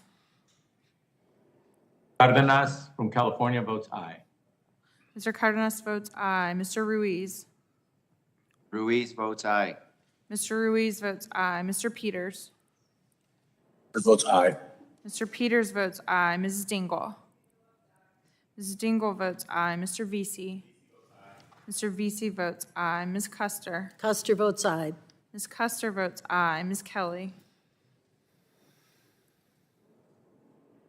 Kelly votes aye. Ms. Kelly votes aye. Ms. Bedegan. Baragon votes aye. Ms. Bedegan votes aye. Mr. McEachin. McEachin votes aye. Mr. McEachin votes aye. Ms. Blunt Rochester. Blunt Rochester votes aye. Ms. Blunt Rochester votes aye. Mr. Soto. Mr. O'Halloran. O'Halloran votes aye. Mr. O'Halloran votes aye. Ms. Rice. Rice of New York votes aye. Ms. Rice votes aye. Ms. Craig. Ms. Schreier. Schreier votes aye. Ms. Schreier votes aye. Ms. Trahan. Votes aye. Ms. Trahan votes aye. Ms. Fletcher. Fletcher votes aye. Ms. Fletcher votes aye. Mrs. Rodgers. Mrs. Rodgers votes aye. Mr. Upton. Mr. Upton votes aye. Mr. Burgess. Mr. Burgess votes aye. Mr. Scalise. Mr. Latta. Mr. Latta votes aye. Mr. Guthrie. Mr. Guthrie votes aye. Mr. McKinley. From the House of COVID, McKinley votes aye. Mr. McKinley votes aye. Mr. Kinzinger. Mr. Griffith. Mr. Griffith votes aye. Mr. Bilirakis. Mr. Bilirakis votes aye. Mr. Johnson. Mr. Johnson votes aye. Mr. Long. Mr. Long votes aye. Mr. Bouchon. Mr. Bouchon votes aye. Mr. Mullen. Aye. Mr. Mullen votes aye. Mr. Hudson. Mr. Hudson votes aye. Mr. Wahlberg. Mr. Wahlberg votes aye. Mr. Carter. Carter from Georgia votes aye. Mr. Carter votes aye. Mr. Duncan. Duncan from South Carolina, the Commonwealth State, votes aye. Mr. Duncan votes aye. Mr. Palmer. Mr. Palmer votes aye. Mr. Dunn. Mr. Dunn votes aye. Mr. Curtis. Mr. Curtis votes aye. Ms. Lesko. Ms. Lesko votes aye. Mr. Pence. Mr. Pence votes aye. Mr. Crenshaw. Aye. Mr. Crenshaw votes aye. Mr. Joyce. Aye. Mr. Joyce votes aye. Mr. Armstrong. Yes. Mr. Armstrong votes aye. Chairman Pallone. Pallone votes aye. Chairman Pallone votes aye. Mr. Chairman, DeGette? DeGette votes aye. Ms. DeGette votes aye. Mr. Schrader? Mr. Schrader votes aye. Ms. Craig? Ms. Craig votes aye. Ms. Craig votes aye. Mr. Soto? Mr. Soto? How am I recorded? Mr. Soto is not recorded. Soto votes aye. Mr. Soto votes aye. Anyone else who's not recorded but wants to be? Doesn't appear. Okay. If not, the clerk will report the tally. On that vote, the yeas were 56 and the nays were 0. I'm sorry, 46? 56. 56, okay. So the vote is 56 ayes to 0 noes, and as a result, H.R. 3962, as amended, is reported to the full House. Now, we had a number of, before we adjourn, we had a number of documents which we didn't enter into the record. So let me read those, and I'll ask unanimous consent. A letter from Color of Change regarding H.R.